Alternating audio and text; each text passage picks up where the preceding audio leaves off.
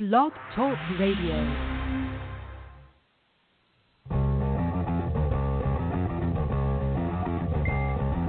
TV party tonight! TV party tonight! TV party tonight! TV party tonight! We're gonna have a TV party tonight! Alright! We're gonna have a TV party, alright! Tonight! We got nothing better to do than watch TV and have a couple of brews. Everybody's gonna hang out here tonight. All right. We'll pass out on the couch. All right. Tonight. We got nothing better to do than watch TV and have a couple of brews. Don't talk about anything else. We don't wanna know. We're dedicated to our favorite shows. And tonight, our favorite show is The Orville from Seth MacFarlane on the Fox Network, or formerly the Fox Network. I don't know. I can't keep up. I am your host, the mandated reporter, and frankly, I'm mortified, Mr. Mark Rattledge. And joining me tonight is a pair of fans of sci-fi themselves. First, he is the host of Source Material in his own right. He is the disapproving dad, Mr. Jesse Starcher. How do you do, sir?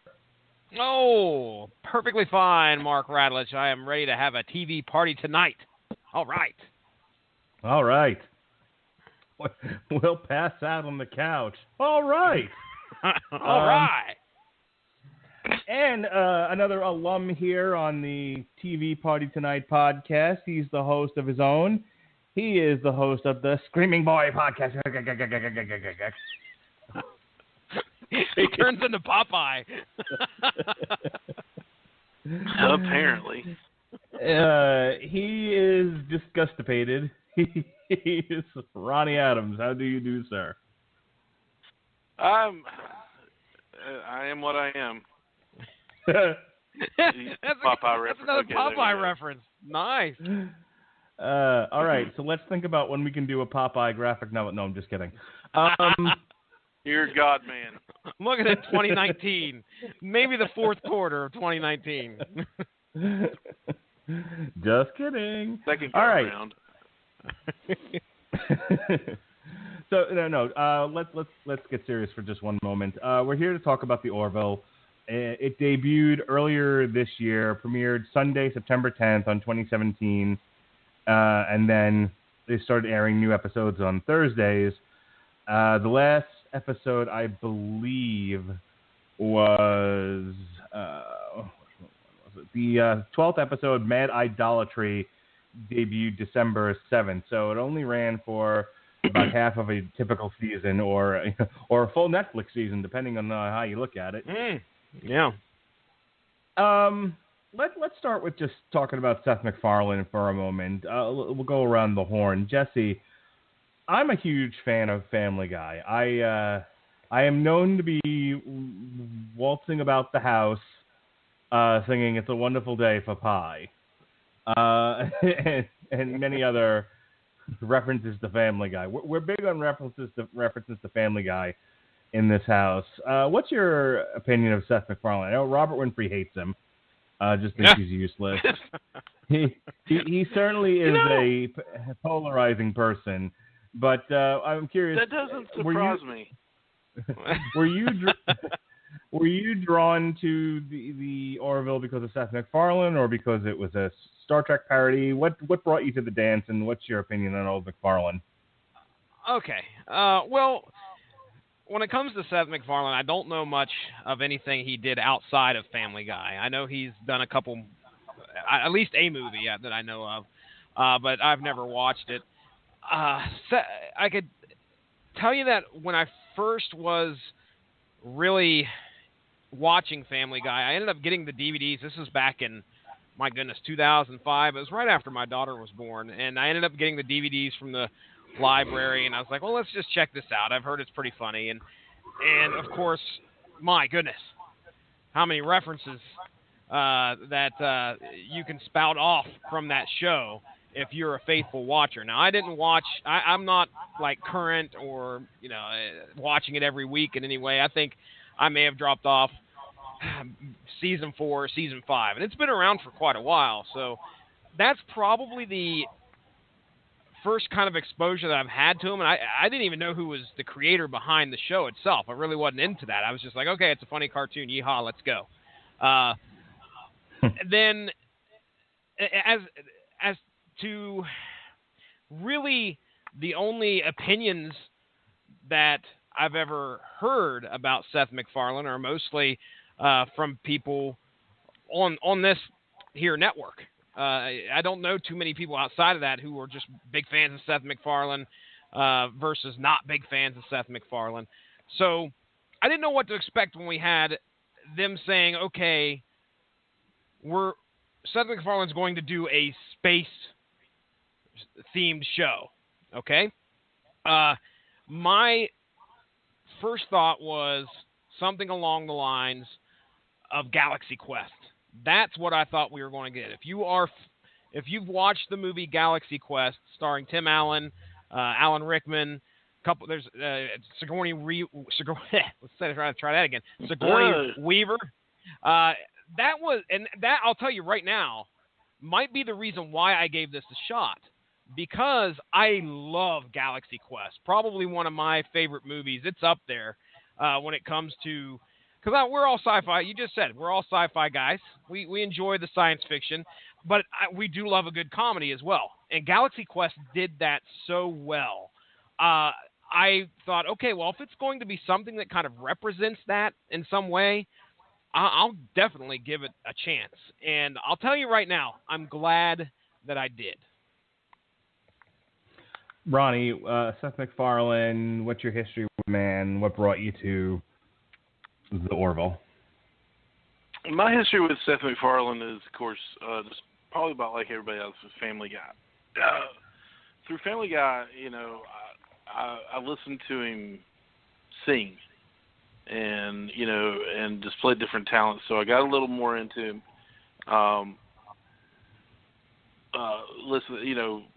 listen and see how talented the man is. He's terribly, terribly talented. I mean, it's ridiculous how well he can sing and act and do imitations and all this other stuff.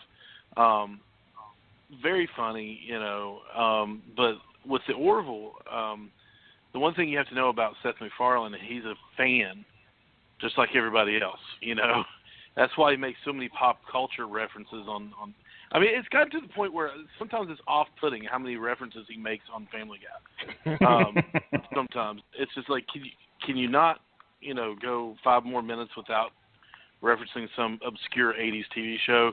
And then I realized I know exactly what he's talking about, so I need to shut up.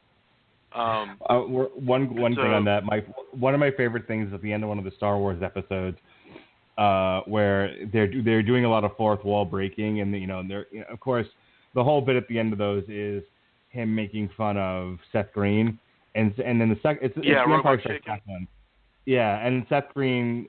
No, I'm sorry, it's the end of the Return of the Jedi one, and Seth Green finally bites him back, and then so you have all the Seth MacFarlane characters agreeing that Seth MacFarlane's great, and then all the other non-Seth MacFarlane characters is just like, all right, you watched TV in the 80s, we get it. Yeah. Exactly.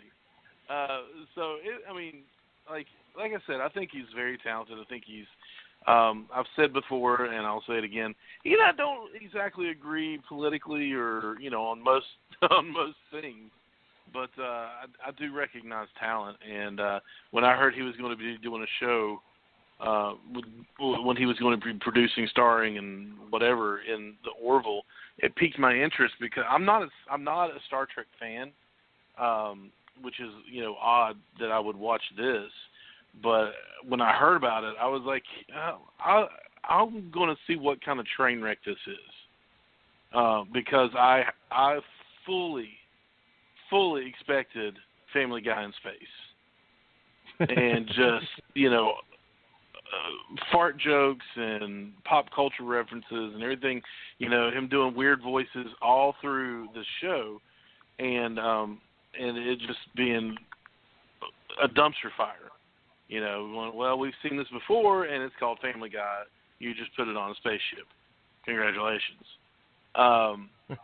But when I watched it, I was like, oh my gosh, this, you know, he's really done his homework. You know, he is a Star Trek fan, and you know, it fascinated me to see how big of a fan he is of Star Trek and everything in that genre. It was really cool to see, and I started, you know, it's got its. I don't think I've seen an episode that I haven't liked. Now that's very honest. I've liked all the episodes. There are things about it that I haven't liked, things about it that I've really, really liked, but there's not one that I haven't enjoyed all the way through.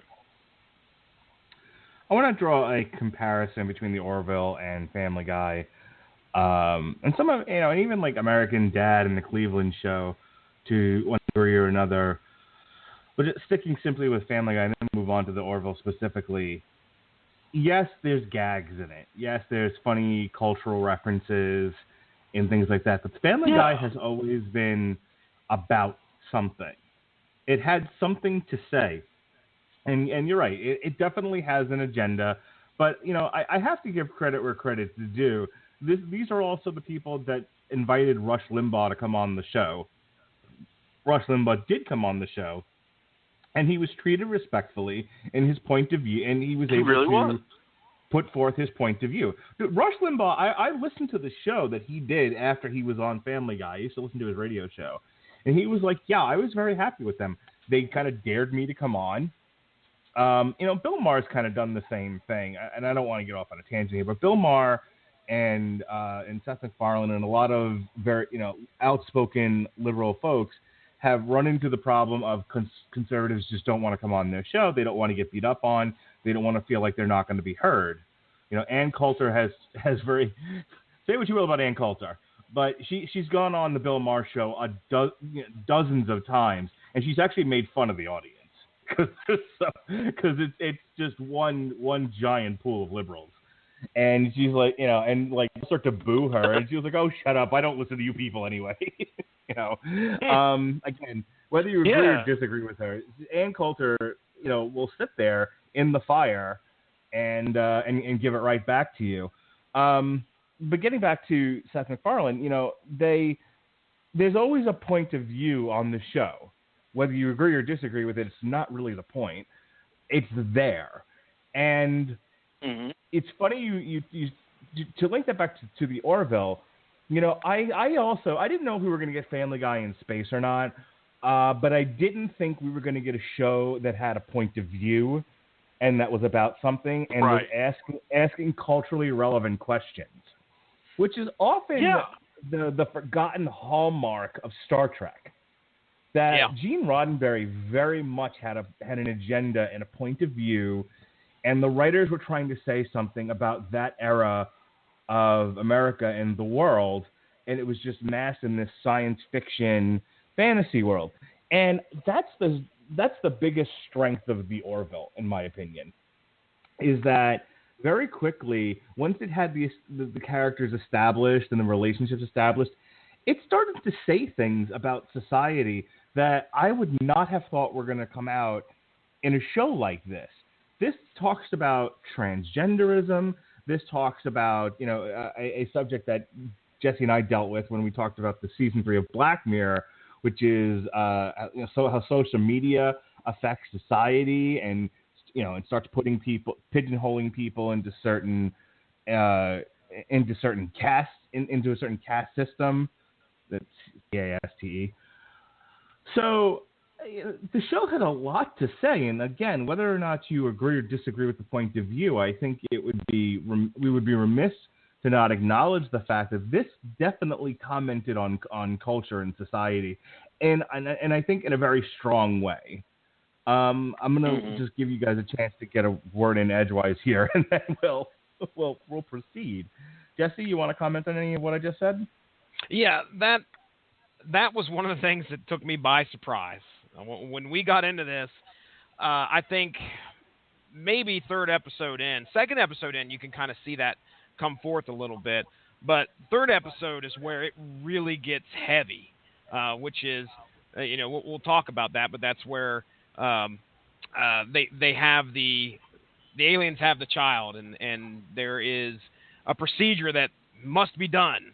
And you're like, man, this is some heavy stuff. And it's not all jokes. It is not all jokes, and that's what makes the series that much more interesting, in my opinion, is that it's just not comedy after comedy. And I remember starting the first episode and seeing it was 45 minutes, on Hulu, and I'm like, oh, geez, this is not going to go well if it's going to be 45 minutes of Jokey McJokerson. Yeah. Yeah, it was going to be bad news. But I was very, very pleased with how they brought some of these subjects about. Granted, their commentary may not be something that I may agree with or other viewers may agree with, but regardless, it didn't feel too preachy at times. We'll put it that way. But go ahead, Ronnie. Oh, that is the exact point that I was going to bring up. Now, Seth MacFarlane can be preachy, and at points, sometimes. He can be, preachy. I say that, but it's more very outspoken. But he has handled a lot of his, quote unquote, conservative guests on the show, on like Family Guy and things like that. If they are brave enough to be on there, he'll treat them nice. I mean, he'll treat them with respect. He'll treat them, even though they may not agree, they can still come out, shaking hands and saying, hey, let's agree to disagree and move on. And so I respect that, and I respect the hard work that's going into this show to make it something more than fart jokes in space. Fall down, hit your knee, and then yeah. Oh, Ah. I expected that like first episode. Yeah. I was like, somebody's gonna fall down and they're gonna do that whole bit, that whole schlock of. I was hoping we get a character on this show that would find an old LP of the Trash Men's "The Bird Is the Word," Surfing Bird. Oh, Does everybody heard about no. the bird? Said a bird. You can't do that. But that would be really funny. But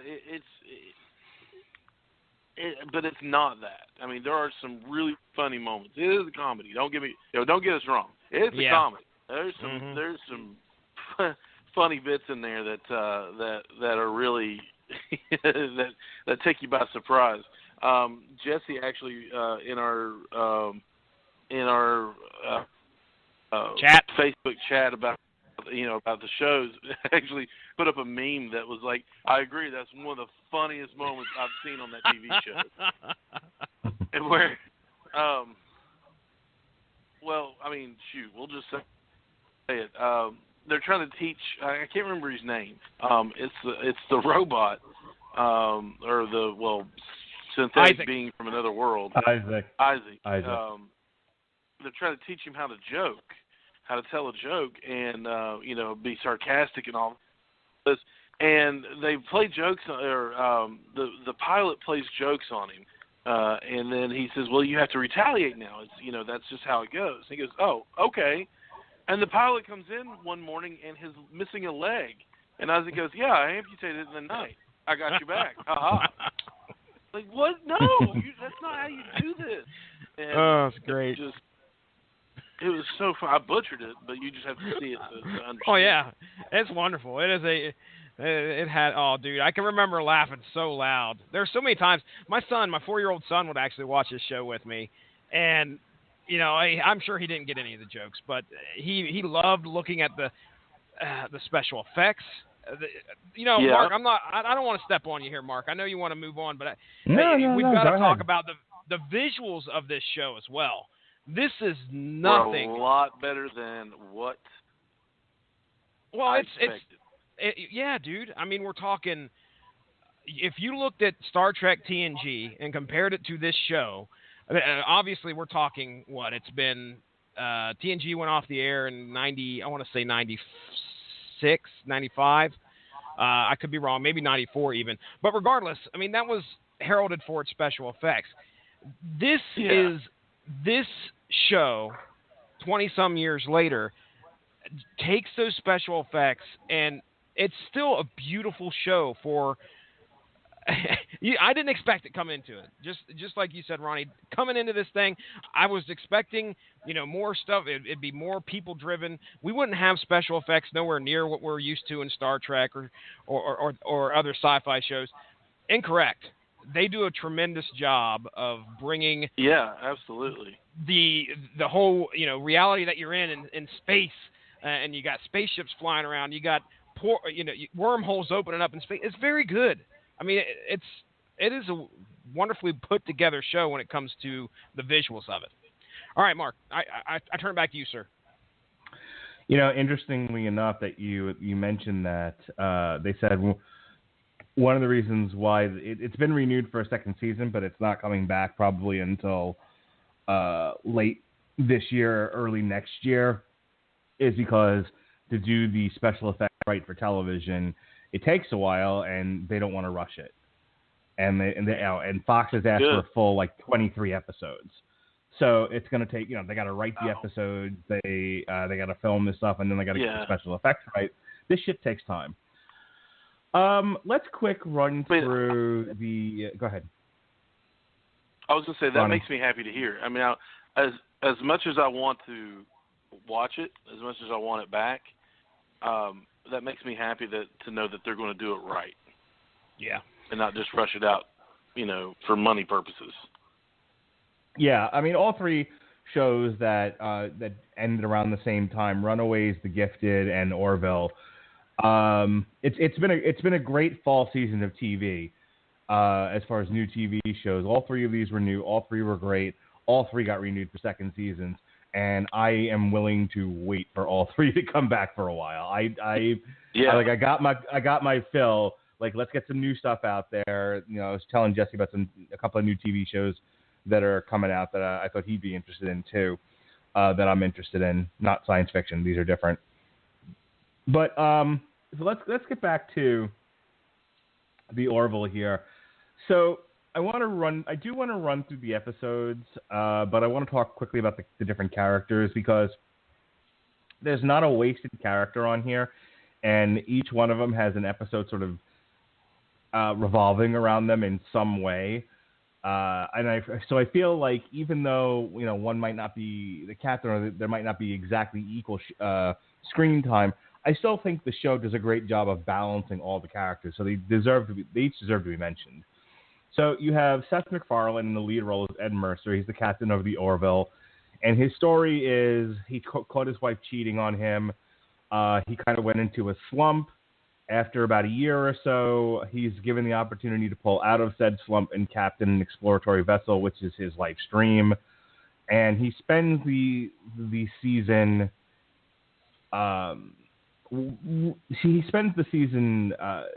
wrestling with that responsibility, wrestling with his own self-doubt, and of course his then ex-wife becomes his second in command. She plays his first officer. She plays Commander Kelly Grayson. This, of course, is Adrianne Palicki.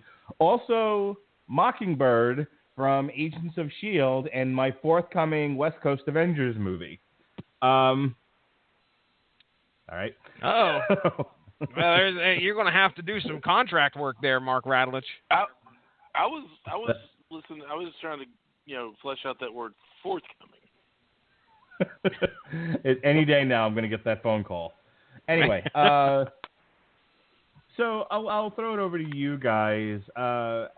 As far as a leading man and somebody who is wrestling with all of these different emotions, and like I said, self-doubt and betrayal, and balancing that with having to captain the ship and really taking advantage of the opportunity he's been given in this sort of a second chance. How do you think Seth MacFarlane did with all of that performance-wise, Ronnie? I didn't think he could pull it off, but by golly, he did a great job. Yeah, great. I really think that. I think he's a good actor. I mean, it's not just, like I said, it's not just funny voices and silly jokes. He actually displays emotion and does it well. And he definitely portrays that struggling, having the burden of do I really belong here? I mean, that's all the emotions that I got. Self-doubt. He was happy at first, and now he's doubting himself, and then this, and it's just he displays all of that, and I think he does a really good job. Yeah. That's the thing is I think he gets very easily written off because of the nonsense that he does on Family Guy. Seth MacFarlane's actually a very talented singer, very talented actor, and I think people are wrong to just sort of dismiss him because he's known for juvenile comedy. Go ahead, Jesse. I was just going to say I didn't know what to expect. I mean, again, like I said, you could have told me that the voice behind Family Guy, which I assume is correct, the guy who voices Peter Griffin is Seth MacFarlane, correct? Mm-hmm. Yes. Okay. And Brian and Stewie. You could have told me that, and I would have been like, who the hell is this guy? I don't know. I don't even know who you guys are talking about. So I didn't know what we were going to get. And I mean, there wasn't too many points in the series where I could not accept him as Ed Mercer.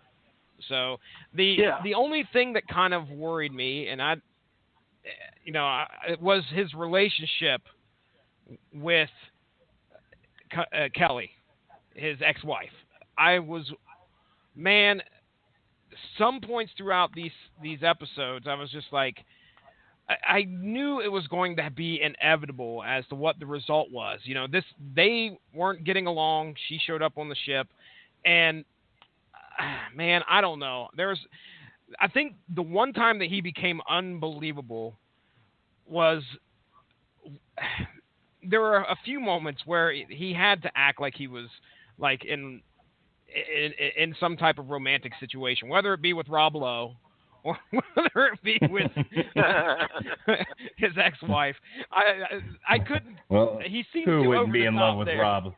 Who wouldn't be in love with Rob Lowe? Really? Everybody was on the ship. Everybody was. Of course. But, it's Rob Lowe. But yeah, I couldn't. So that was probably some of the rare times where I was just like, okay, this doesn't feel right to me. But those were few and far between. So as Seth MacFarlane as Ed Mercer, he did a fine job in my opinion. The aforementioned Adrianne Palicki as Commander Kelly Grayson. I thought she was going to grate on my nerves, especially the way the women characters are written in Family Guy. Family Guy summed it up once where, you have Peter cutting off Lois going, no, we only do the guy side of the joke.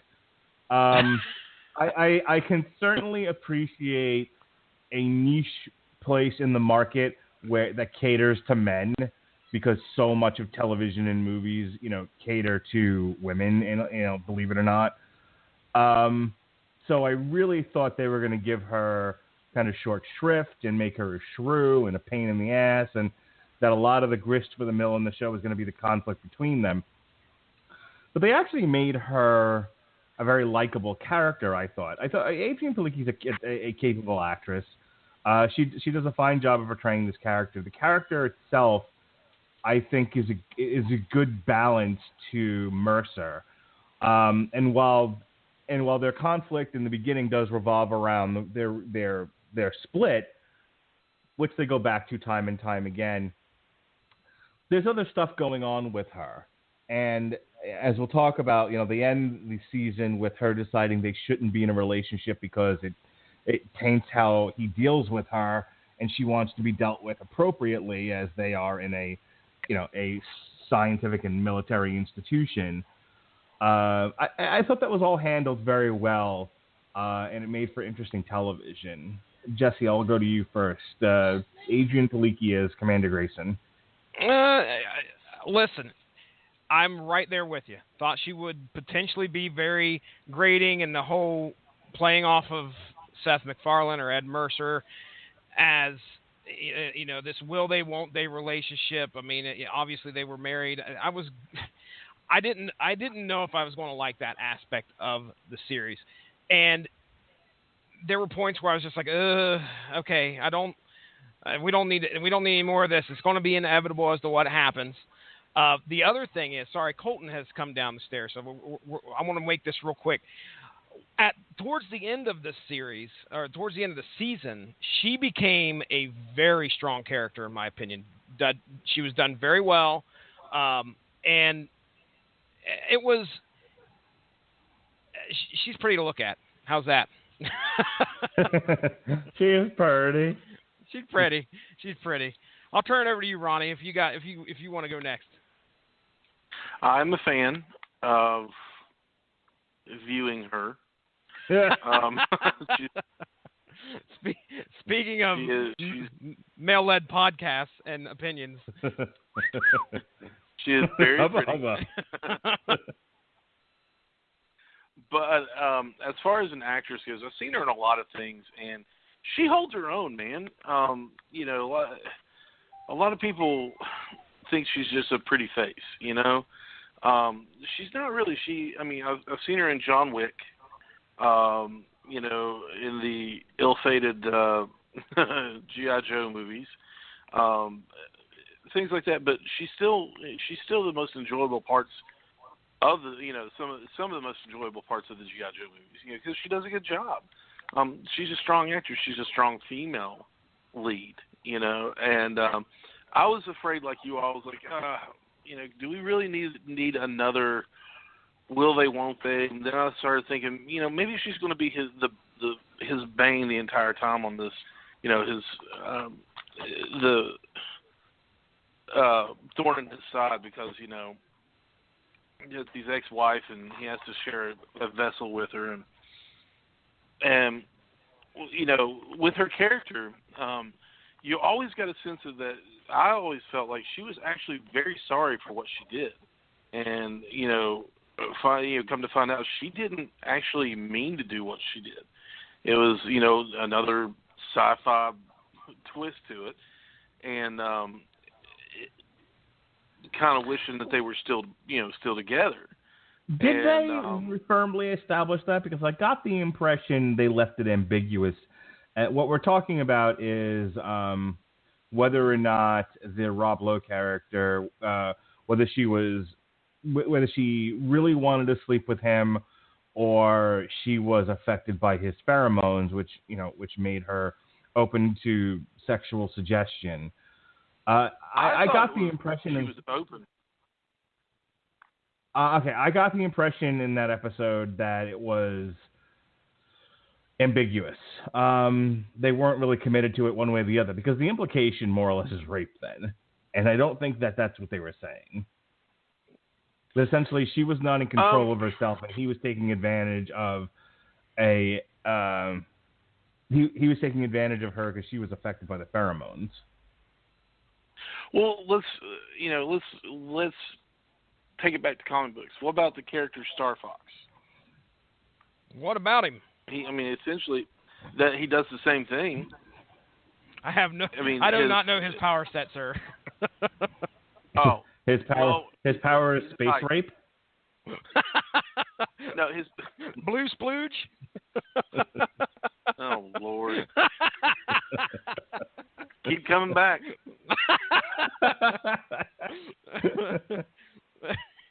Sorry, Ronnie. Go ahead.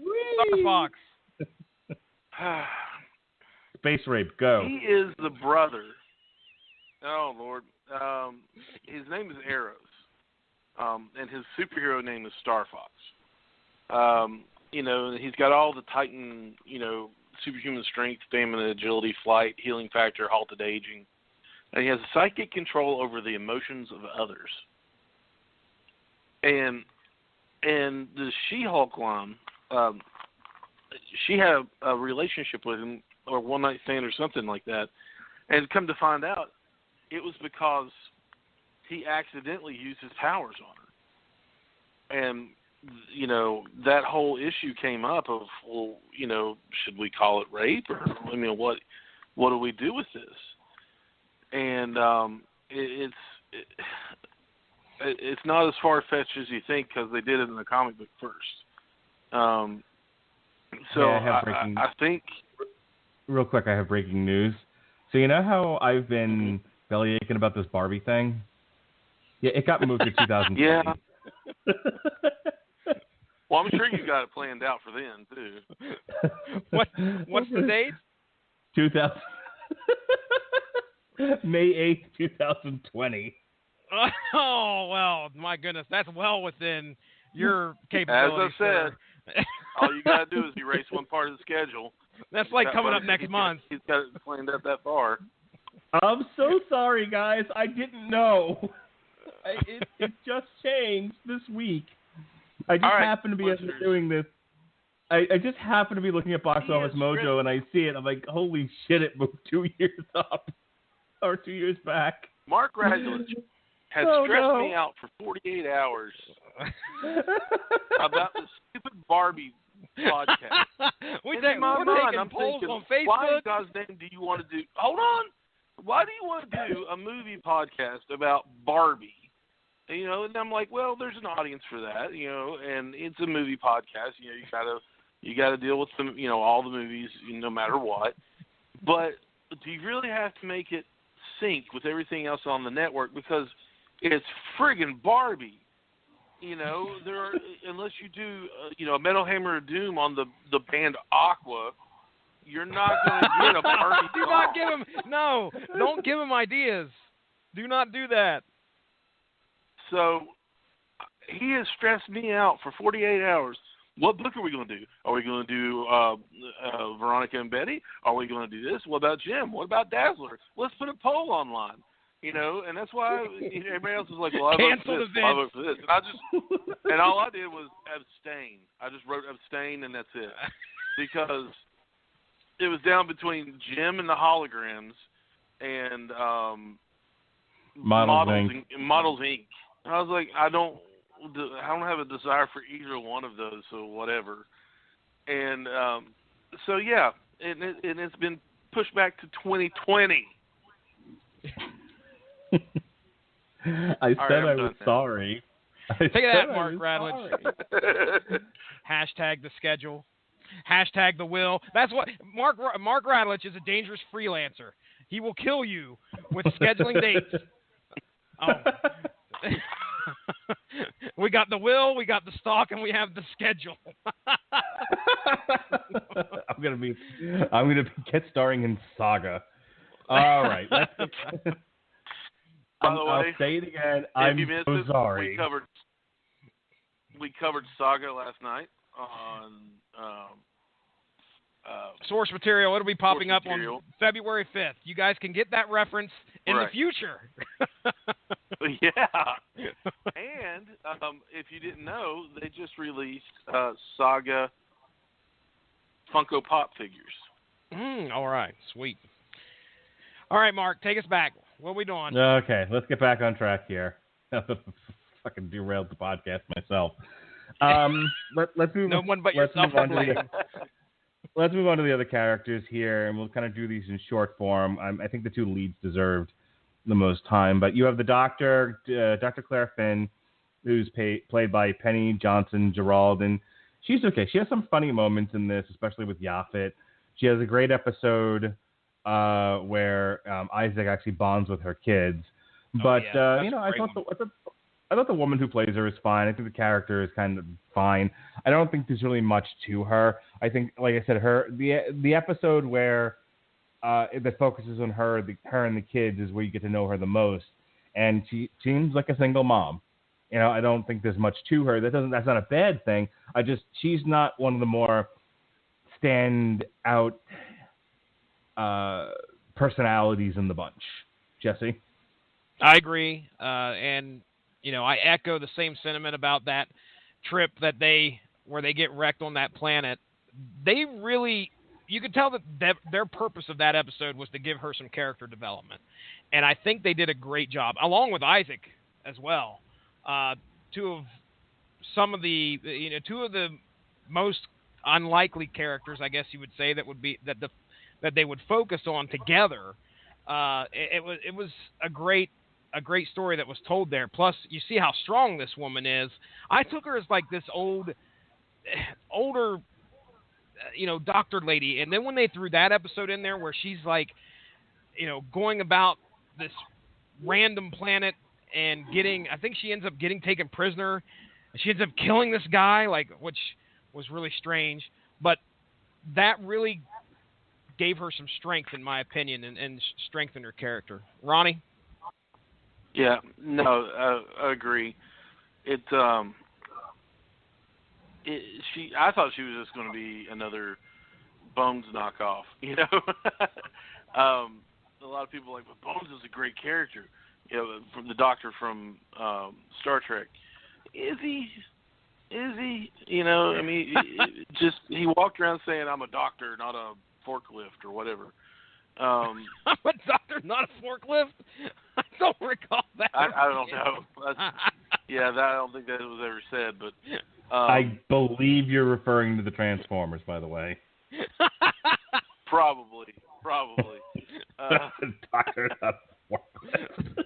Damn it, Jim! I'm a doctor, not a forklift.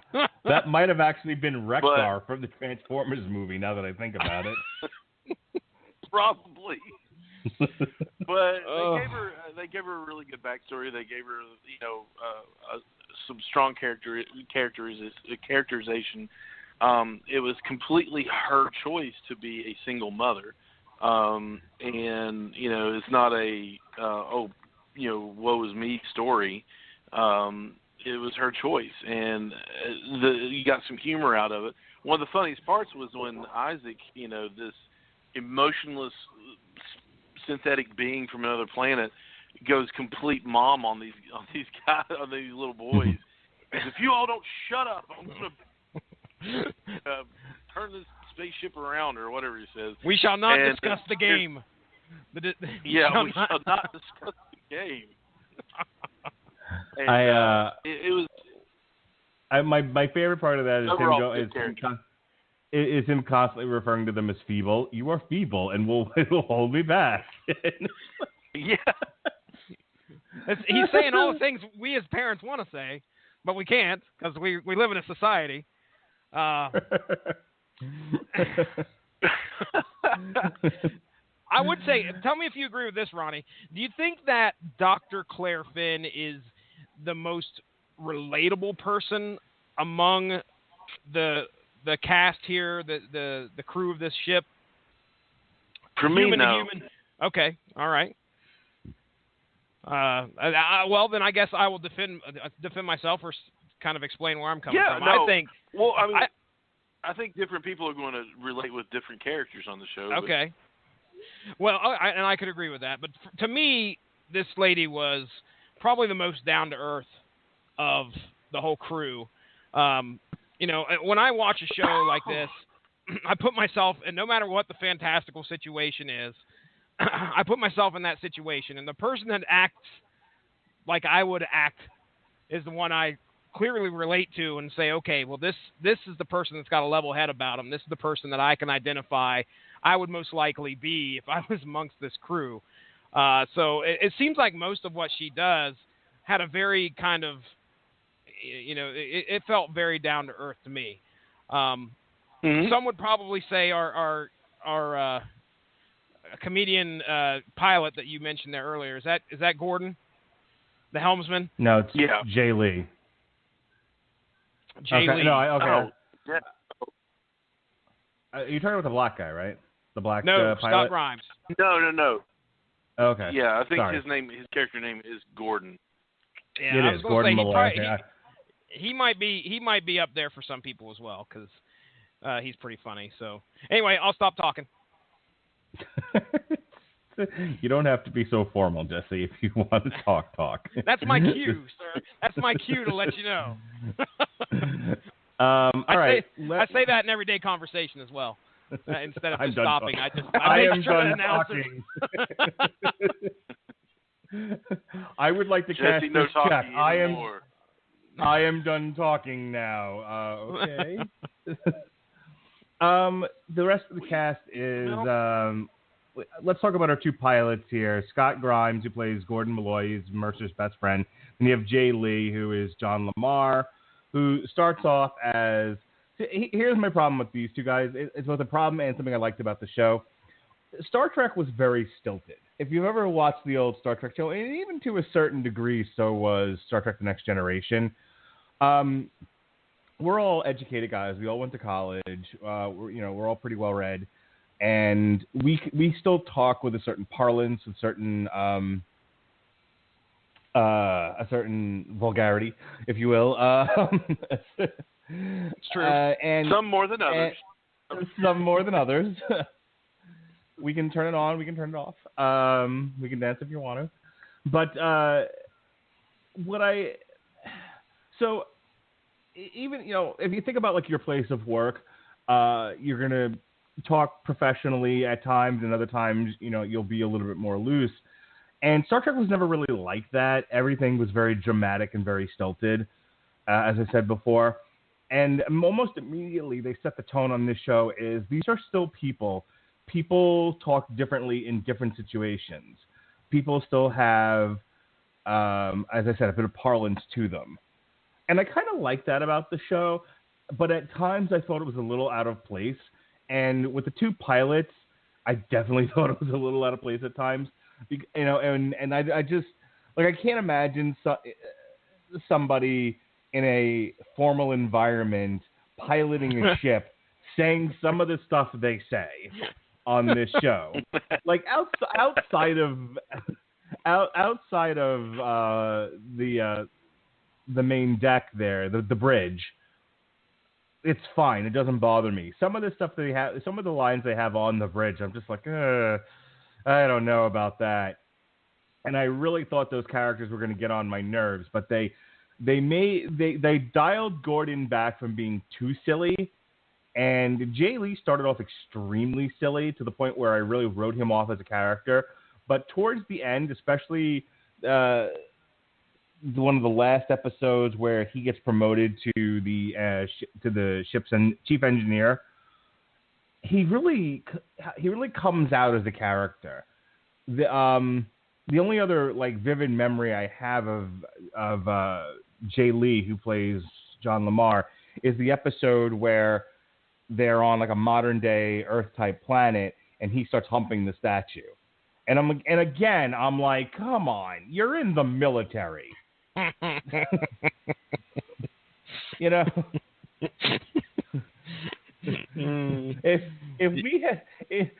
there's nobody in the military humping a statue in whatever country has allowed us to maintain troops there for whatever the reasons are, or they're there sort of doing an investigation, and he's like, let me take 5 minutes out of this investigation to ask you about your sex life, and then fuck this here statue.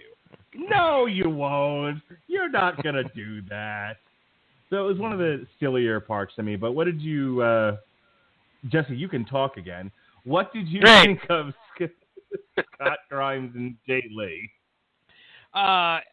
It is clear that these guys were the comedy pair of this show, and just like you said, it was a lot of what seemed to be comedy for comedy's sake, because we got to get a few jokes in there and some funny stuff. Not saying that it wasn't funny, because there was some definite hilarity that occurred between these two.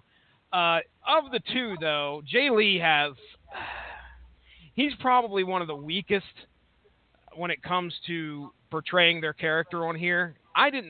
I'm sorry, but I didn't buy him for a minute. I don't know what this guy. I'm pulling him up on Wiki right now, and I hate to sound that critical of the guy. Well, let's go to his Wikipedia. His Wikipedia is one sentence. Jay Lee is an American actor and writer known as Lieutenant John Lamar on the Fox science fiction comedy television series The Orville. That's it. So that shows. Okay. Wait a sec. You got to get the references. Footnote number 2: How a Family Guy receptionist rocketed his way aboard the Orville. Oh goodness, Hollywood Reporter. Wow. Okay, he's got work to do. He's got work to do, and each cast member had their chance to shine in an episode. Okay, I kind of understood what they were doing with his character. You know, he's the screw up, and in that episode that they focused on him was where, you know, this lieutenant is very smart, but he just chooses to act like, you know, a big goofball until he's put in a situation where he needs to use his smarts to better the crew and better the ship, and he does it in a good way. I actually like that about him. I actually like that about him. I liked what he said when Palicki, oh God, I don't see her character name. When Grayson is saying, like, you have all this potential, you're this level genius. Why are you choosing to hide it? And he was like, well, when you're the smartest guy in whatever backwoods world he came from, and it works out poorly for him, it's made him gun shy. Well, yeah, that's believable. Have you ever been the smartest guy in a room full of dummies, and the dummies make fun of you for it? You're not gonna want to show how smart you are. It makes you an outsider. Mm-hmm. I totally got that about him. Don't stop it. We don't call you a dummy. I'm kidding. I'm not smart. Start talking so I can cut you off again. Go ahead. I have important things to say. Ronnie Adams. Oh man! Oh, that's great my podcast. I mean, yeah, that portion of the character that portion of the story, I can understand that character as being a little bit believable, but still, I mean, hey, that's just me saying it. It was obvious that this guy had not been much of an actor in anything, and he felt like the least effective amongst everybody here. And that's, to his credit, he's on a show on Fox that's getting pretty good reviews and amongst some pretty heavy hitters when it comes to cast. So we'll give him that. Now, Scott Grimes, Lieutenant, go ahead. He was a writer on the Cleveland show. Okay. All right. Scott Grimes as Lieutenant Gordon Malloy. Obviously, of the pair, he was the one I liked the most. That was more funny and seemed more natural, in my opinion. And again, these two are just like, it's Abbott and Costello there on the bridge. No, it shouldn't be happening, but it is, and it didn't make me hate the series. There were some points where I was just like, Mark, I don't know if this would ever happen, but regardless, I understand that this is a comedy, drama, sci-fi show that I'm watching, so it didn't bug me that bad. Ronnie? I didn't even think of it like that. I just enjoyed them for what they were. Okay. What did you think of the actors? Really? What's his name? The super smart guy that hides it. Jay Lee, Lieutenant John Lamar. Jay Lee. I was like, yeah, you literally just said his name. I'm like, bleh. All right. Told you, not smart.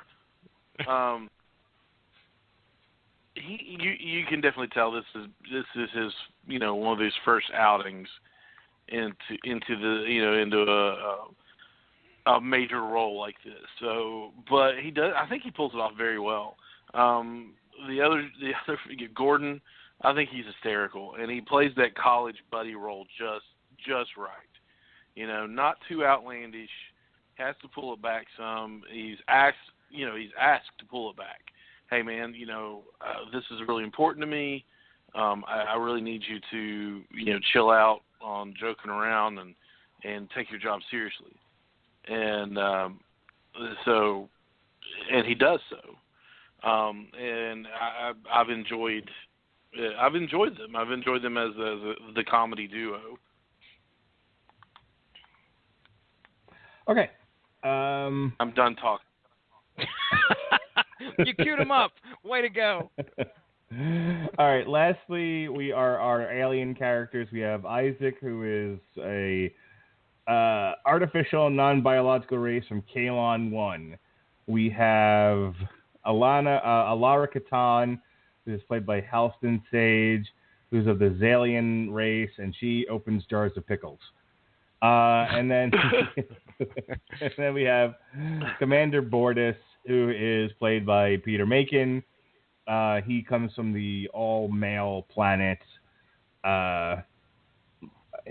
He is a Moclan. They don't say the name of his planet here. Anyway, can we just it's call all him Worf and Data? Mocklus apparently is. I'm seeing it on the wiki here as Mocklus. Okay, Moclus. Yeah. Yep. Yeah, you're right. It's a Mocklus. He is a Moclan, and they are it's an all-male planet, et cetera, et cetera. All right, I'll leave this kind of open to you guys. You know, which characters did you like the most, like the least? What did you think of the performances, the actors? Go ahead, Ronnie. I absolutely love Isaac. I think he's hysterical. Almost too funny at times, because I know he's supposed to be, you know, the super serious character that, you know, but he's so funny, man. And whoever's, you know, playing his voice does such a good job. So he's definitely, out of the remaining characters, he's my favorite, just because he's so deadpan and doesn't understand human character, you know, human traits. But the other two are, you know, are interesting characters in my opinion. Opening pickle jars and having giving birth when you're. He sits on an egg the entire episode to give birth to his child. So I think they do it well. Like I said, Worf and Data from the Next Generation is basically are who they are, but they've given them, you know, that's who they're patterned after. But they've given them their own characters, you know, their own traits, their own, you know, they're their own people, their own characters. So you can, you know, it's definitely an homage to Star Trek, you know, the Next Generation more so than the older series. But they take the characters that you see in those or in that show, and they, you know, they've made them their own basically. So I appreciate that. But my favorite has got to be Isaac. Yeah, I'm going to jump in here and say the same thing. For the longest time, I swear, I was like, that is being voiced by Brent Spiner. I don't know why, if it was just because I correlated the character with Data that much that I wanted him to voice this guy. It was not the case, though. Mark Jackson apparently is the guy's name. But regardless, he is the Spock / Data / Isaac. I mean, that's what you see. You see these emotionless characters, but the way that they portray him and put him into some of the most comedic situations, I think one of my favorite Spock moments of all time in Star Trek history is probably from Star Trek 4, where he's dressed up like a hippie and he's, you know, they went back in time and he's portray something that is totally and almost the opposite of logic. Okay, him put in that situation, there are so many funny moments that happen because, and it's not too many throughout that movie, but regardless, just because he's this, you know, he's got to stay in check and he's the composed, logical guy, that gives a great spin on how they can play some of the humor in this show. You look at this cast and you can clearly draw lines to the TNG cast. That's easy to do. But you're right, Ronnie. They can do a lot more than what they did. And I think some of the most appreciative points of this series is the fact that there are moments where I can laugh. And that's very evident. You didn't get that much in Star Trek: The Next Generation. You weren't waiting for, you know, every once in a while you had a moment where you could kind of giggle or maybe grin, but outright LOLing Okay, I did that many times throughout this series, and I think a lot of it was because of Isaac. I think that was a lot of the situations that he was in, and for an emotionless character, they did give him a lot of depth. I mean, he is like probably one of the, not the central character of that final episode of the season, but by golly, without him, there wouldn't be much to tell. They wouldn't be able to tell that tale the way that they did in Mad Idolatry. So Right. The other two are fine. I mean, I'm not going to go on them. I won't go very long, but I appreciate it nonetheless.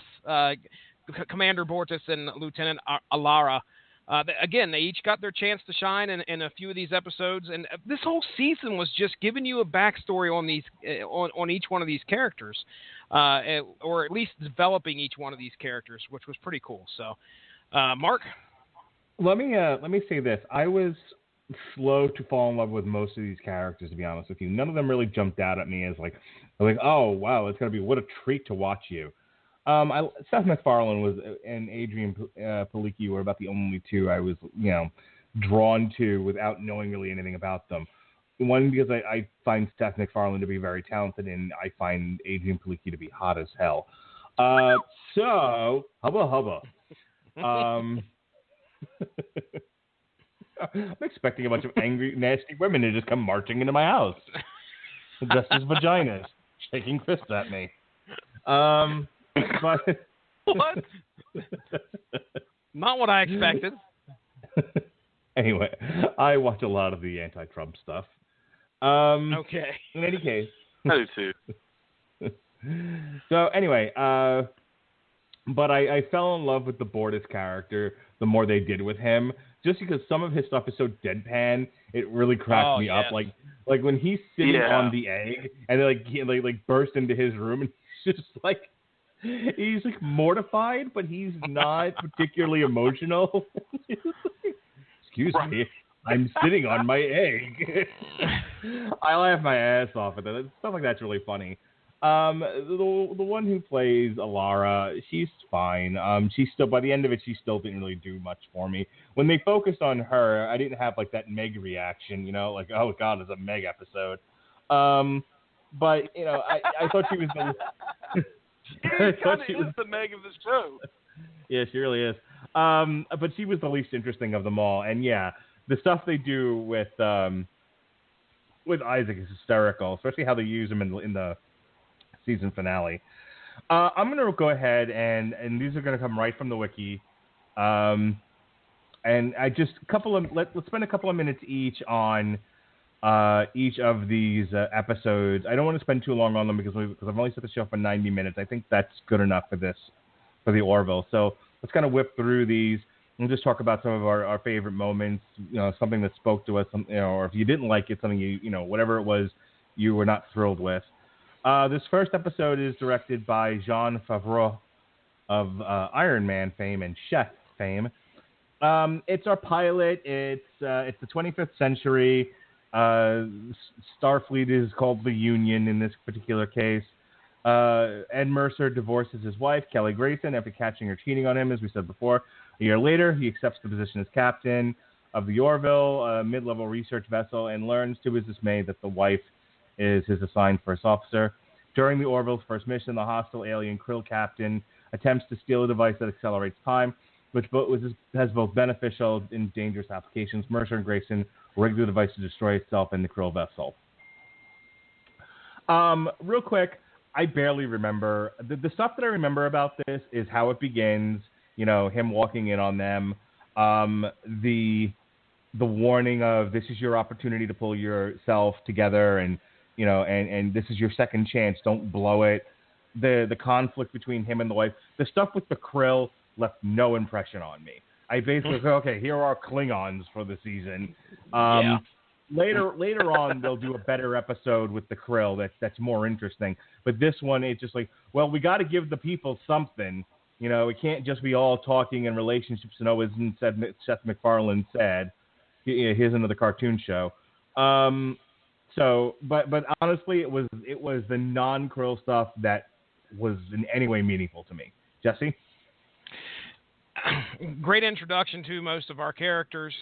That's kind of all we get here. Not very memorable. Not very memorable.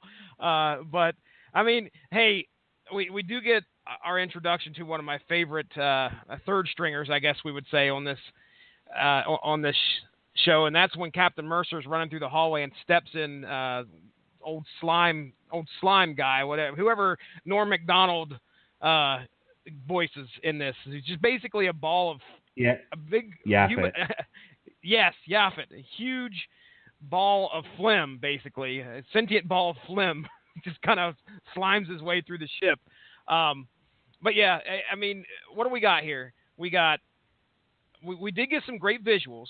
This show, this first episode set the tone and letting you see the great visuals that they were going to put forth throughout the rest of the season.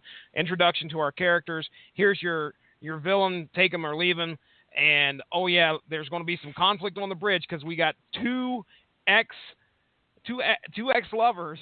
who are now captain and first officer. Oh boy, take it or leave it, ladies and gentlemen. I think I was still on the fence after watching this first episode as to whether I was going to enjoy this or not. I'm done talking, Ronnie. You would think we've never done a podcast together.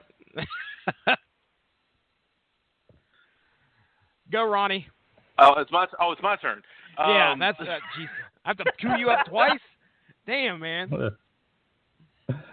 Are we sleepy people? Do we need to end this? No, I'm sitting here getting my thoughts together real quick. The first episode took me by such surprise on how good it was that I actually was really looking forward to the next one. That, you know,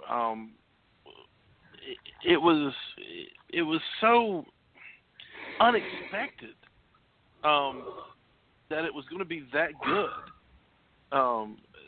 for me that I was like, wow, I really honestly cannot wait, you know, for the next episode. As far as the characters go, like I said, you could make the correlation between, you know, certain characters and, you know, next generation characters. But at that point, I don't really care because, like I said, I really enjoyed it, and I was looking forward to the next episode. And I mean, as far as that goes, I don't think it really matters, you know, whether some of the characters are strong or not. To me, Episode 2, the technologically advanced Caliban imprisoned Mercer and Grayson in a replica of their former home as a zoo exhibit. Alara is left in command of the Orville. Yeah, that was crazy. As Bortis has laid an egg and must incubate it. Alara is unsure of herself but gains confidence with the help of Claire's mentorship. Mercer and Grayson wonder if they could have made their relationship work, but finally conclude they were never compatible for a long-term romantic relationship. Despite their strong camaraderie, Admiral Tucker orders Alara to return to Earth instead of approaching the powerful Caliban. Alara violates these orders and rescues Mercer and Grayson along with an alien child by trading and archive Earth's reality television for them. Mercer presents Alara with a Medal of Honor and believes he and Grayson can prevent her from being punished for insubordination. A female offspring hatches from Bortis' egg, stunning him and Clyden, as Mocklin females are extremely rare. I thought this was sort of a halvesies episode for me. The stuff with Alara, meh. The stuff with Mercer and Grayson in the zoo exhibit, and then later on with when Alara shows up with Isaac, and the guy turns to Isaac is like, "Why did you bring your pet with you?" Oh yeah, that was great. I laughed pretty hard at that. But I enjoyed. Again, some of the best stuff on this show really is the relationship stuff between the characters, because I think, you know, the tendency with sci-fi is to focus on the science fiction and less on the drama, which I think sometimes takes away from it. This was very much about, could these two people, and what I'm saying is this was relatable. Could these two people coexist together, not just as commander and subordinate, but as husband and wife, as boyfriend and girlfriend? All of that stuff I liked. and it was definitely a slower episode for that, but it had to be to really give you a taste of all of that. I enjoyed it. Ronnie, I'll let you go ahead. Ron, do you have your thoughts together? Are you able to communicate with us, Ronnie? Tommy, can you hear me? I am done talking. No.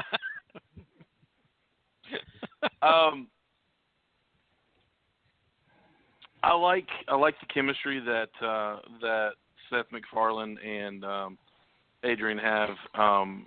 As far as I can still see them as being together, but the whole history between the two and the fact of where they are now won't allow them to be, which gives it still gives it that will they won't they dynamic, but it adds a little extra layer to it. So I appreciate that. Did you want just final thoughts on the entire show, or? Ronnie's been paying attention. We're just on episode 2, Ronnie. It's all good. We'll save those for later, you're like, man. Oh, I'm going to end this soon. But anyway. I got your back, homie. Just episode 2, right, Mark? Yes, sir. Okay, all right. Because I could have possibly not been listening. I don't know where you're going with it. Okay. It's very complicated. We're talking about the episodes in sequential order. Sequential order. Don't hang up. I don't know what that word. I swear, we love you, man. Hot donuts. All right, catch that. February 5th. So, okay, just real quick. Again, I don't see how you guys even liked the character of Adrianne Palicki. Alan Palicki? What's her name? Let's go with Commander Kelly Grayson. Commander, I did not. Let's call her Commander Hot Donuts. I could gladly call her that. Well, that fits almost. But I could not forgive her for what she did. And I was so mad. Maybe that's my problem with that whole relationship, will they, won't they thing. Because what she did to poor Captain Ed Mercer, and then he has to sit there and deal with that. That would never, ever, it never leave my mind. Every time I'd look at her, then for her to be my first officer, and then all of a sudden now they're captured and put on a zoo, and they have to live in these tiny little quarters together. And I'm like, oh, please, if they end up getting back together after this episode, I am going to be – this show has got -1 point, whatever scale I'm using. What do you think of that? But still, so I was I was kind of – again, okay. I was on the fence. This episode didn't help much, but it was still interesting enough because of the situation that they were in. How are they going to get out of this? And it was pretty cool. The relationship, I just couldn't take it. Moving on. About episode a girl. 3. Okay, so this is like one of the heaviest episodes of the entire season. This is probably the most controversial. I think it's coming along at the right time because transgender is certainly in the news. There are people who have a real issue with the existence of transgender people, the acceptance of them. And this is not the time or the place to get into the politics of all of that. Just to say, this is one of those episodes that really comments on an issue that's happening right now. That's in, is it affecting you individually? Probably not. Maybe it is. Maybe it isn't. But probably not. I can't imagine it affects that many people in the grand scheme of things. But the culture at large, it certainly does. And I was really interested in their take on transgenderism in a show that's supposed to be, a parody of Star Trek. So here we go. When Dr. Finn refuses Bortus and Clyden's request to have their daughter undergo sex reassignment surgery, which is standard practice from Mocklins on the very rare occasion when a female is born, the parents petition Mercer to order the procedure. Mercer refuses as he and the rest of the crew object to performing a procedure on a healthy infant. So Bortus and Clyden arrange to have the procedure performed on a Mocklin vessel. Gordon and John change Bortus' mind by showing him Rudolph the Red-Nosed Reindeer. but Clayton still wants to proceed, revealing that he was born female. The case is arbitrated on the Moclan planet, Moclus, where Grayson represents Bortus. She casts doubt on the idea of male superiority by demonstrating that Alara is physically strong and Gordon is stupid. Mercer locates a female Moclan of advanced years, Avina, who testifies that she lived a happy and fulfilling life in seclusion, and reveals that under the pseudonym Gondis Eldin, she has become an esteemed novelist on Moclus. But Clyden and the tribunal are unconvinced, and the baby undergoes the surgery. Despite their disagreement, Bortus and Clyden are committed to one another and to giving their son Topa a good life. So really quick, I was more into the political elements of this story than anything else, and I did think it asked an ethical question. I'll give you an example of something. My wife and I, very early on in our relationship, got into a heated debate about child prostitution in Thailand. And you're like, what's there to debate about? Well, here's the thing. Both of us agreed that child prostitution is bad. All right? That's a pretty safe assumption. However, her point was, to us it's bad, and we wouldn't do it, obviously. We would not take part. But you can't judge the people of Thailand. That's part of their culture. I've heard the same argument about clitoral mutilation in Africa, where we're like, well, that's part of the culture. You can't judge them. So we're not asking you to do it, but that's what they do, and what they do is just, is okay and in their own culture. That's what they've accepted. And I'm one of these people who's like, no, bad is bad. Bad is bad no matter, if it's your culture, my culture, his culture. I'm saying that there's a distinctive line. These things are good. These things are bad. And, there's no such thing as moral relativity. And there would be people who would argue against me, very eloquently argue it against me, that moral relativism does exist, is a thing, and one should not be so judgmental. I'm not asking you guys to take a side in those arguments. I'm saying that's what's happening in this episode. We're talking about sexual reassignment surgery on an infant in a culture where that's normal. And it's judged by folks outside of that culture who said it's not normal and it's not good and it shouldn't happen.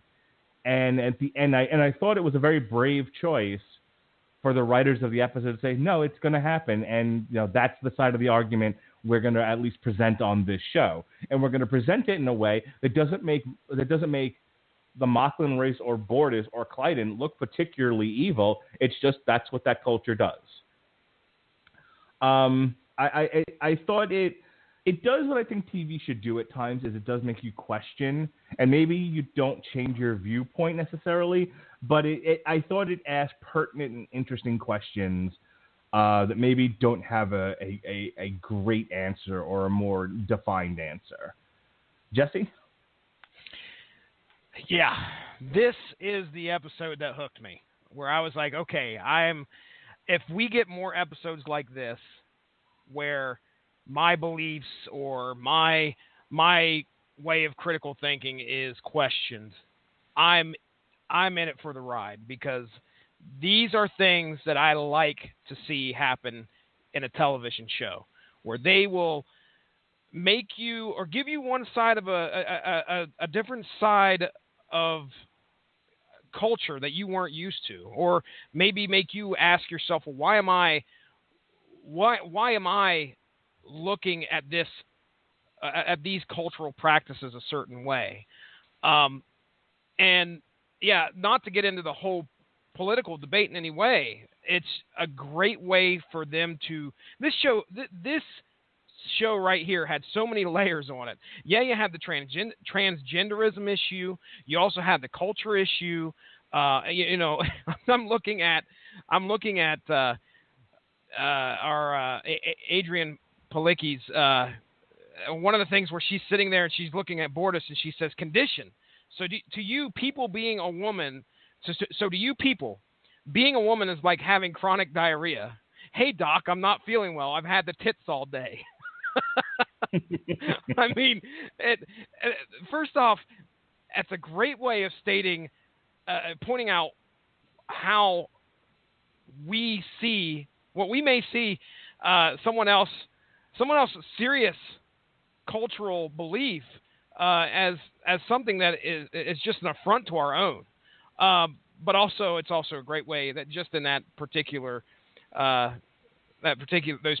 quotes there, it's a great way to add some humor to it as well. But if you remember correctly, this is one of the least laughed at episodes, or I should say, there wasn't much humor in this one as the rest of the series, in my opinion, or at least the rest of the season. There may be one other episode that might be as heavy-handed, but again, I was in for the ride. Ronnie? This one was a tough one for me. I definitely had wait. Color me shocked. Shut up. I definitely have my own views on a lot of different subjects that they do bring up. They are shared by some and hated by others. I'll just go that far. But it is good to see a side of an argument, that I may not agree with, in a non-argumentative way. That's a good point. Okay, let's move on. And certainly don't want to belabor the point here, especially with the clock ticking down as it is. If the stars should appear, the Orville encounters an immense 2,000-year-old derelict ship drifting into a star. Mercer, Grayson, Catan, Finn, and Isaac enter, discovering an artificial biosphere, and Pauly Shore. No, just kidding. And a civilization of 3 million. Me turn the channel immediately. Yeah, if Pauly Shore would have showed up on here, oh boy, -1. This would have been a very different show. An artificial biosphere and a civilization of 3 million who worship an entity called Doral and do not know they are on a ship. Grayson is held prisoner by their theocratic dictator Hamelak, who imposes a death penalty on reformers who believe anything exists beyond the known world. While Bordis takes the Orville to save a colony ship from a Krill attack, Grayson's crewmates rescue her and lead a group of reformers to the alien ship's bridge.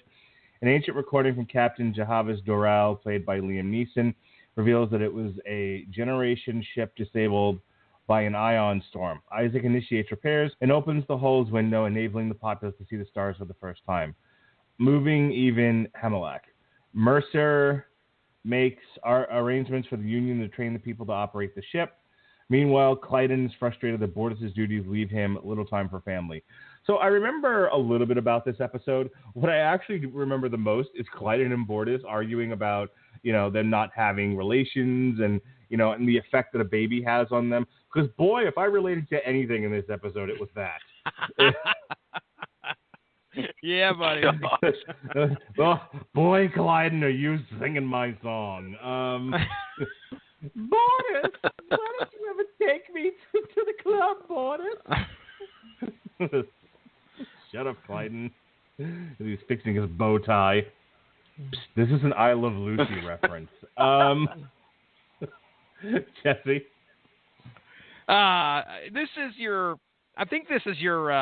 Prime Directive episode, or at least the first one that we get in this episode. Where if you guys are familiar with Star Trek, you'll know about the Prime Directive. You can't let a culture know that you're out there, and it seemed like they played with those themes here by saying, okay, well, we have this civilization is doomed, but the only way that we can really save them is by showing them that there's stars out there, that they are part of something that's a lot bigger than they understand, because most of that society had completely forgotten about what came before them, that they were on a starship, and I thought that was pretty interesting. It was a good episode all around. I liked it. Again, it was Liam Neeson, wasn't it? Liam Neeson showed up. Yeah. All right. +1. Neeson is Ronnie Adams. Liam Neeson is everywhere. Everywhere. You can't really. I mean, like Seth MacFarlane has his people, just like any director does, or any not director, but any producer or whatever. I mean, you look at Kevin Smith; he's definitely got his people. Jason Mewes and Affleck and a few others. So it was really cool to see Liam Neeson pop up. Later on, we see a couple other of his people pop up, his friends, and in these so that just it gives a little something extra seeing Neeson pop up. Overall, it was a good episode for me. Okay. I'll just keep that one short. Priya, this one stars another one of his people. This one's got the Hotsy Totsy, good old, the atomic blonde herself, Charlize Theron. The Orville comes to the rescue of a mining ship. Grayson is suspicious of their new guest, Priya Triple H Levesque, and to whom Mercer is clearly attracted. Grayson concerns are shown to have merit when Priya is discovered to be a time-traveling artifact dealer from the 29th century. Priya claims to have rescued the Orville from a dark matter storm that would have killed them all, mainly so she could sell the ship to an artifact buyer in her own time. She gains control of the ship with an advanced technology device, and their attempt to disable it knocks Isaac out. They travel to the future through a wormhole, but Isaac, whose mind was transferred to the ship's computer while trying to counter-hack Priya's control of the Orville, manages to recover control of the ship, and they return to their time. They shot the wormhole to close it, and Priya disappears. Meanwhile, Malloy's attempt to teach Isaac the concept of practical jokes backfires when Isaac anesthetizes Malloy and amputates his leg, forcing Dr. Finn to regenerate it. But Malloy later confirms that it was a good joke. I'm at a point. I'm just scrolling down through these, my TV app stuff, and I'm at a point where they're confronting Priya in like some quarters, and they're just kind of standing there, and then all of a sudden, out of the ceiling drops his leg because he hit it. He hit the leg in the ceiling. It just drops down onto the table. Oh man, hilarious. This one's fine. This one I don't think said anything especially interesting. I mean, there was a metaphysical debate of if I stopped you all from dying, what difference does it make? Go live a good life in this time. You'd all be dead now anyway. So this is your second chance. And and they're like, no, that's not an argument that flies with us. We have a right to live the life that we started off with, not the one that you decided we should have, instead of death. Okay. I suppose I side with the good guys on that one. But other than that, it was whatever. This was one of the more science fiction fantasy type episodes, with not a whole lot else to say. And this series does that at times. So I don't have a whole, other than Charlize Theron is way hot. I don't have a whole lot else to add. Time travel. You throw that in, I'm hooked. I'll definitely be watching the episode if it has that plot element to it. Jesse's watching this one hand. That one. I was going to say Jesse's watching this episode, one hand on his crotch and no pants. He loves his time travel. Oh, another aspect in this one, there was a little bit more, I would say, fleshing out of the relationship between Mercer and Grayson here. Because Mercer was, just like you said, really attracted to Charlize Theron, who wasn't going to be, her character. And that really kind of put some, Commander Grayson did not like that very well at all. She had an issue with that, so you could tell there was a little bit of jealousy. And there's a point where I think she gets quite upset with him because Priya mentions that she had cheated on him, and she looked right at Mercer and was like, "You told her?" So there was a bit more fleshing out of the relationship aspect between the two, and that was kind of like maybe the vehicle. And then they wrap time travel all around it, which you got to keep the sci-fi nerds happy, and you got to keep the drama romance nerds happy as well. So, Ronnie Adams. Yeah, another one of those episodes that didn't really say a whole lot, other than the fact that I knew that you would love it. because it was. Oh yeah, you guys time said travel. you sent me a message. You were like, they just introduced time travel. I'm like, which one? Which one is it? So Yeah. Yep. The one with Charlize Theron. So we know you're really going to like it. This episode was actually directed by Jonathan Frakes, who is Commander Riker in Star Trek: The Next Generation. Make it so, number Did one. not know that. Yes. All right. There are quite a few TNG ties, by the way. If you guys haven't looked this up, there's also a guy by the name of Brannon Braga who has a lot of TNG to his resume as well, and he's all over this series. Yeah, he's directed a bunch of episodes. Krill. After recovering a Krill shuttle intact, Mercer and Malloy are ordered to pose as Krill soldiers in order to board one of their vessels to get a copy of the Ankana, a sacred religious text. They are forced to change priorities when they learn that the Krill plan to detonate a powerful bomb over a remote Union colony. Rather than destroy the bomb and therefore the ship, they exploit the Krill's natural weakness to sunlight to eliminate all the crew members, with the exception of a classroom full of children and their teacher, Talea, who warns Mercer that his actions will only reinforce the Krill's hatred for the Union. Again, this was a fun sci-fi episode. The only relevant part to culture I thought was in this was at the very end when Mercer's point of view on this is, I saved those children, those innocent children. And she said, those innocent children will hate you and will grow up to want to murder you. And I was like, it goes to that, one man's freedom fighter is another man's terrorist kind of thing. I reference this all the time because Winfrey and I talk about it all the time. But, the best villains are the ones who believe they're in the right. They're absolutely doing the right thing. And the Krill are a society who are in opposition to the Union, but not because they're inherently evil. They're just, they are what they are. And they're doing what they think needs to be done. And the fact that he spared a bunch of children, as she puts it, you only created a bunch of soldiers. And boy, if that doesn't bring up Iraq and the Middle East, like, we liberated your country and created a nation of terrorists in the process. Good job. They don't see you as liberators. Is certainly one argument that is made. I have definitely heard that bandied about. So I thought that's where our link to current culture comes from in this episode. I thought it was fine. I thought it was well done. I don't have anything else to add to that. Jesse?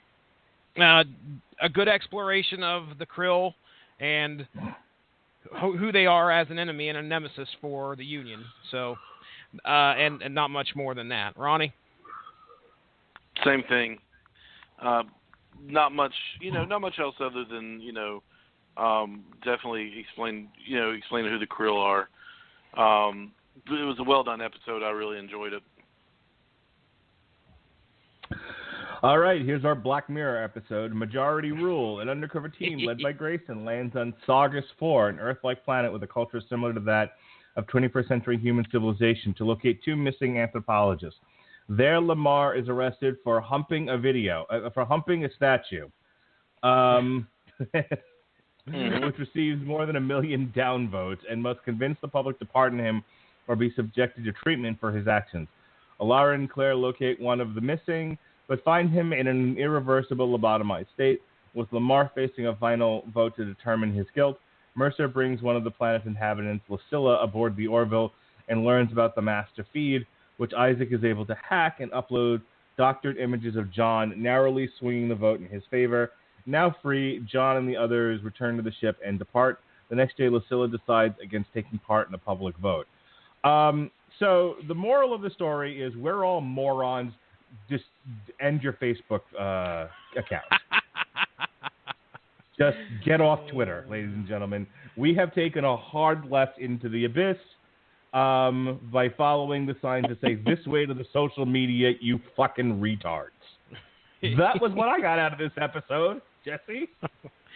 I will give you a quote here from this show that really gives you a great example. It summarizes the show, and it gives you a great example of some of the writing that's in here, all right? So Mercer says, how do you know, he's asking one of the residents of this world, he goes, how do you know what foods are healthiest for your children or what medicine to take if you're sick? And she looks at him and says, we vote. And then Isaac pops in and says, I believe you are confusing opinion with knowledge. Yes, that is the truth. If that is not something that you see every day on social media. That will preach. Yes, sir. Yes, sir. Ronnie Adams.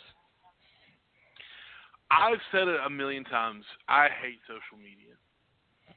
I hate it. I like it to the point of what I would like to remind people that at this time, the Screaming Boy podcast is on Facebook, Twitter, Instagram, Tinder. Stay tuned for plugs. We're not on Tinder. We're on JJ. Grinder. This is on the Grinder. No, not Grinder. I was making a JJ. You had to take it to Grinder. Yvonne, Screaming Boy is on the Grinder. We're on JJ, Farmers Only, and Black People Meet. Farmers Only. Plenty of fish. Plenty of fish. Christian Mingle. So I love social media used for what it's supposed to be used for. I keep in contact with friends and family that don't live around me. I don't have any family that live in North Carolina. They all live in West Virginia and Ohio. So I use it for that. And so I do like it for that. I use it for this, for my podcast.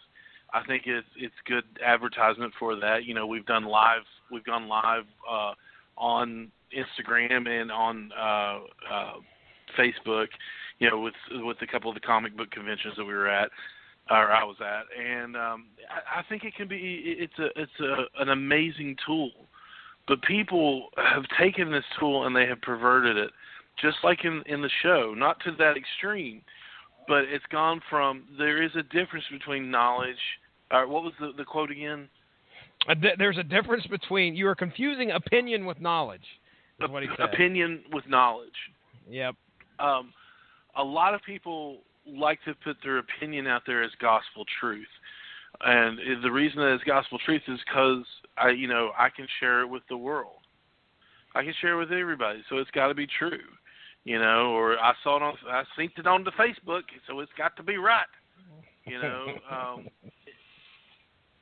Social media should be used as Who are you doing an impression of? Huh? Who are you doing an impression of, Ronnie?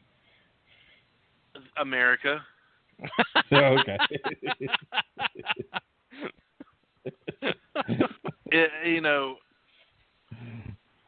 To be honest with you, as bleak as it sounds, I don't see our society far off from what that show depicted. Because when the government is making up hashtags for the government shutdown that we just had, too far. Don't worry about, you're paying somebody to think up ridiculous hashtags when you should be, paying somebody to solve the problems that you're having that causes our government to shut down. Social media shouldn't be anything. I don't care whether you like him, whether you love him or hate him. Our current president needs to get the phone out of his hand and get off Twitter. Social media makes people feel more important than what they really are. Don't get me wrong. I think people are important. I love people. I'm a people person. I think that everybody has an opinion and that your opinion matters. But it's not as important as you think it is. It is not the end-all, be-all of opinion or truth. That's the truth. I conducted a social media experiment last year where I said, hey, if you read this, like this, and of the 200 to 300 people that I consider my friends on social media, like less than 10% liked it. So I'm not going to respond to any of those. Okay. So Enzo Amore, who is a wrestler. For the WWE, is a certified G, and you can't teach that. He also was fired for allegedly raping a woman. So here's the relevance. My wife said to me, she's like, what do you think about the Enzo Amore thing? he got, he was fired and he's being accused of rape. And I said, if he's guilty, I hope he's punished. If he's not, I hope he gets his job back. I don't know. I wasn't there. You should have went with bada bing, bada boom, realest rapist in the room. Jesse, no. He's a certified G, and you can't rate that. Oh, boom. No. Boo. Bar, gentlemen. Of the Screaming Boy podcast. Anyway.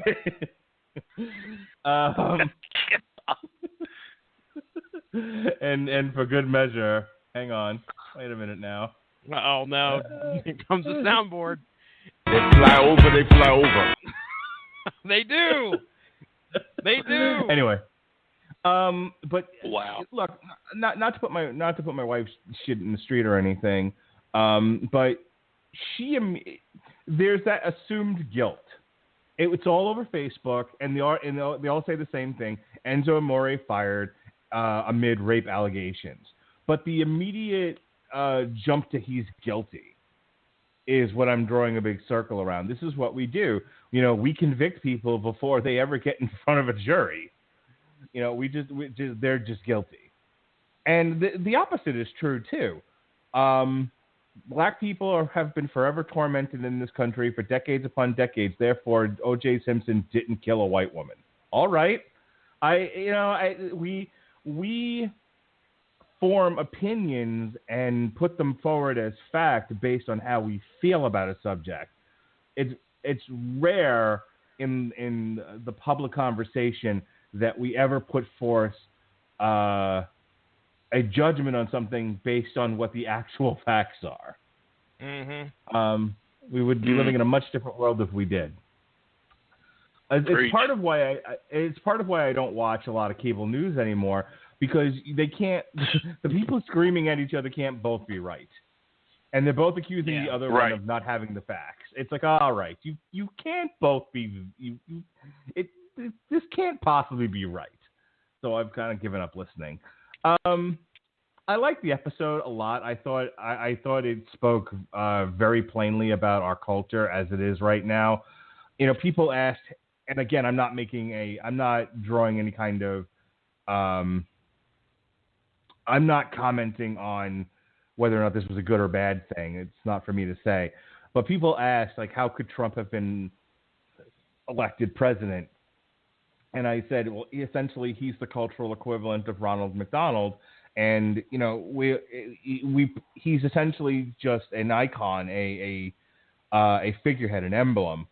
And he was presented in a way that was appealing to people, and they bought it.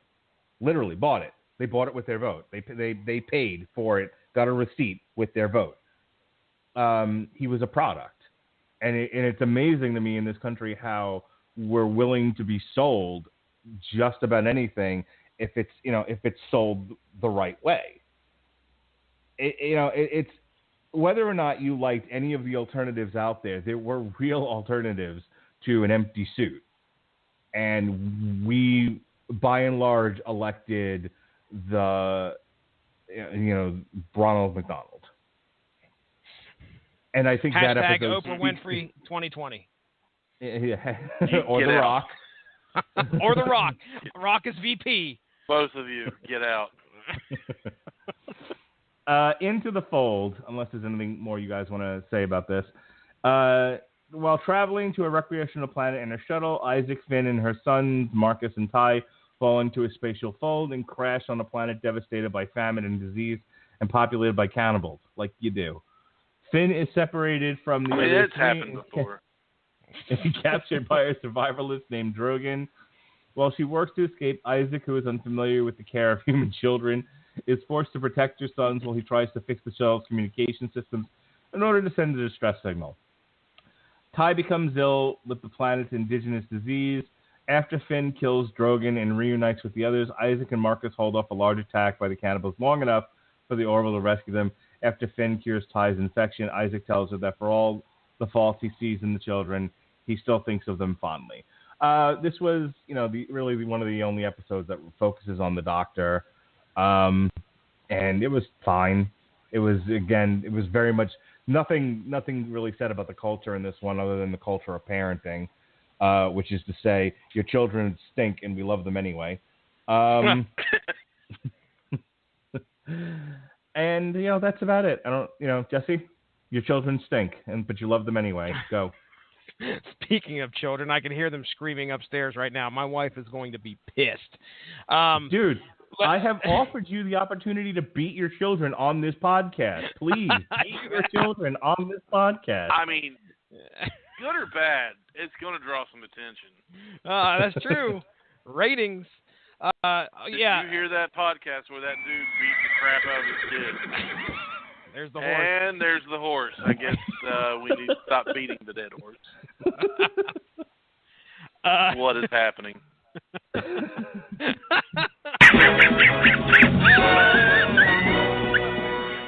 Good old Muttley. Why? Welcome to the soundboard. The soundboard. Okay. Nickelback! I wouldn't give you a penny back! Oh my God. Well, I mean, there's something we agree on there. I should tomorrow I should give a count as to how many are on the soundboard, because that gives you an idea how many more sound clips you can hear and possibly expect from Mark Radulich. I guarantee you it's probably another 20.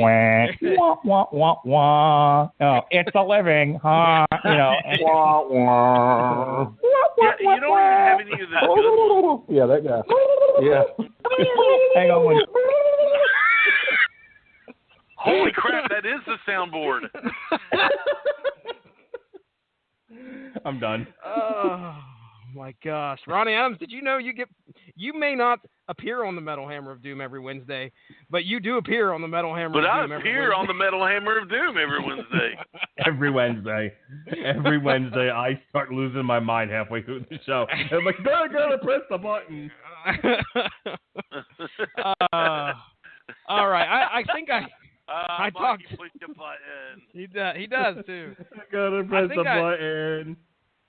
I talked about this episode earlier. It's close to one of my favorites, and it is one of the most polarizing when you actually look at it from a fan point of view, because a lot of people didn't think this was a good episode for some reason. I don't know why, but there were plenty of moments in here, plenty of character development for both Isaac and the Doctor. I was okay. I was all right with it. I liked it. Ronnie? Well, I think one, it focuses on one of the least interesting characters of the bunch. I mean, the Doctor is, she's not quite, and she's a ninja, and it's like, she's just an average person with above average talents. Whoopity-doo. Yeah. There's nothing, she's wanting to go on vacation. About her. Yeah, and that's the thing. It's just like she's not really even in the episode all that much, other than trying to break out of the cell she's in. Go ahead, Ronnie. I enjoyed it just for the sheer fact that Isaac was, one of the forefront characters in it. I like him, so seeing him being fleshed out and having some comedy added to his role, I thought that was great. Yeah. I don't know why people don't like it. Beating the kids. Mark, do we need to talk to somebody about you? I mean, worried about your kids? There were a lot of people that were pulling for the Doctor and Isaac to get together after this episode too. That's weird. I don't know. Sucky now. I knew Mark. Isaac, show it. Did you guys see the episode? It was. I saw no episode on Hulu. You're referencing.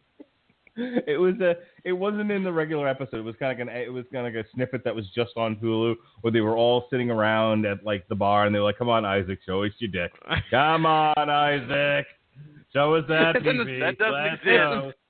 It's in the special features, right at you get the Blu-ray. The deleted scene. Right. Yeah, that doesn't exist. Come on, Isaac, show us that dick. You got it. Let's see it, you alien robot, you. And Bortus kind of gets up. Bortus gets up. He's like, "I will show you mine," and drops his pan. Wow. How many more of these Every week. podcasts can I? Every How week. many more of these podcasts can I do that same routine? Let's count. Yeah. We got No, Superman please. Red Coming Sun back. coming up. We got Superman Red Sun coming up on source material. Come on, Oh, boy. comrade. Show us the PP. I like how you switched to PP. What is happening?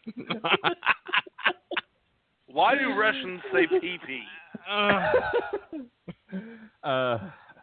Cupid's dagger. I have a sneaking suspicion we will know what the Russian equivalent for penis is by the time Red Sun happens. Okay, just be prepared. It's most likely going to. We will There expand is our no knowledge. preparation for any of this.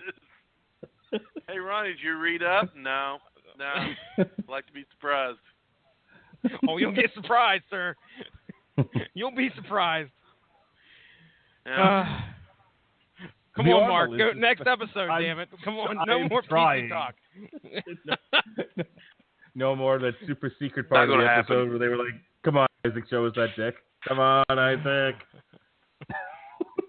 The Orville is dispatched to mediate talks between two alien species, the Navarians and the Brudians, who have been at centuries-old stalemate over which race lays proper claim over the planet Lipovius.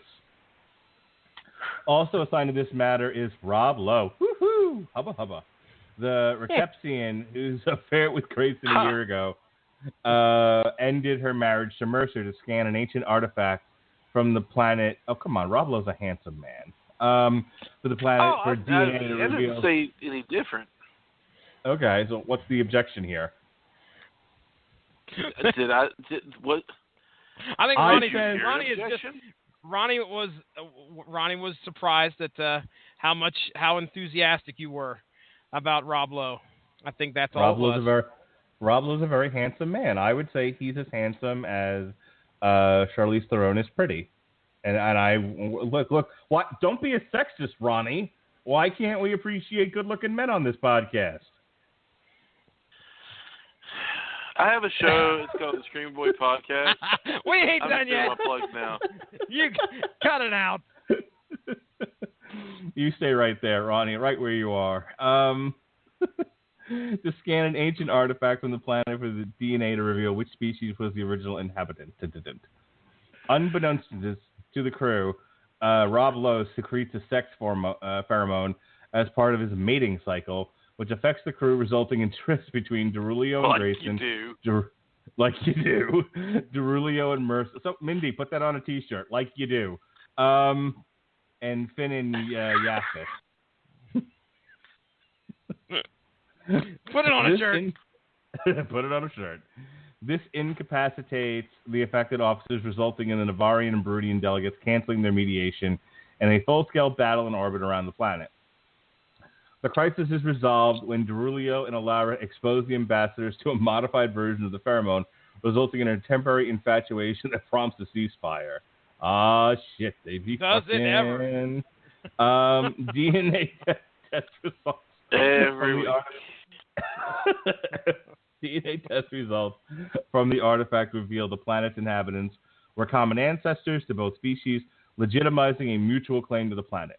When Grayson asked Derulio if he was in the heat a year ago, he only answers, maybe. So this was the conversation we were having earlier about was it sex rape or wasn't it? You know, again, if you're not fully in consent, see, this is why you can't fuck animals, because they can't give consent. This is why you can't have sex with children. Oh, yeah, that's they are the not only reason. Well, that's the moral reason, yes. The moral reason would be they're animals. Okay, that too.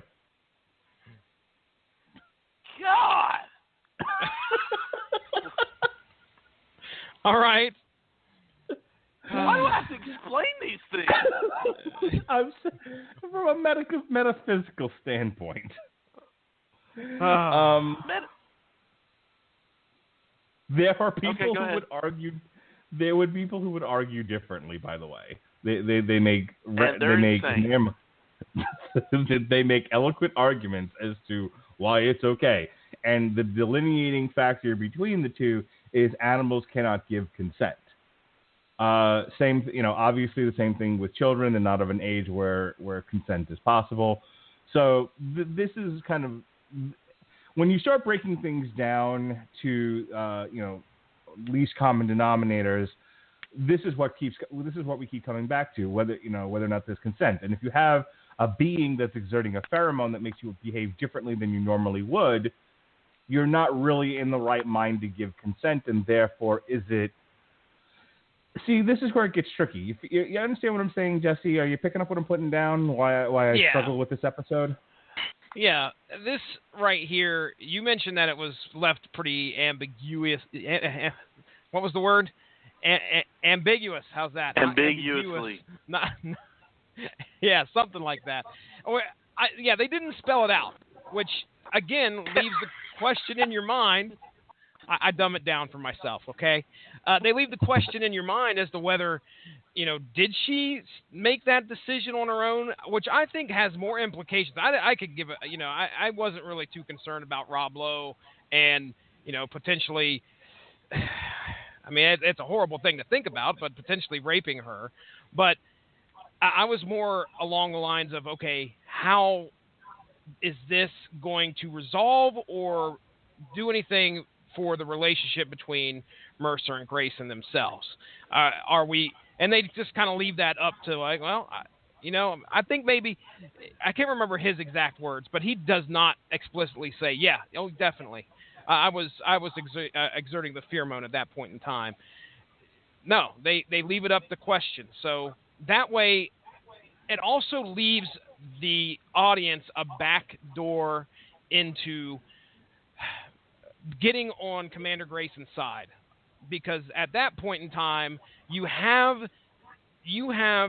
the excuse to say, okay, well, I don't think that she made that decision on her own. Therefore, these two have a chance. Mercer and Grayson now have a chance.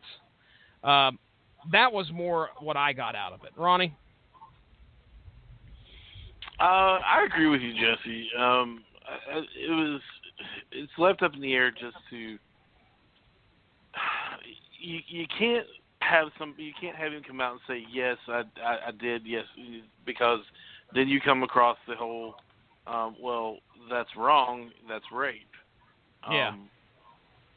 And then you can't have him come out and say no, I didn't, because that leaves her a piece of crap.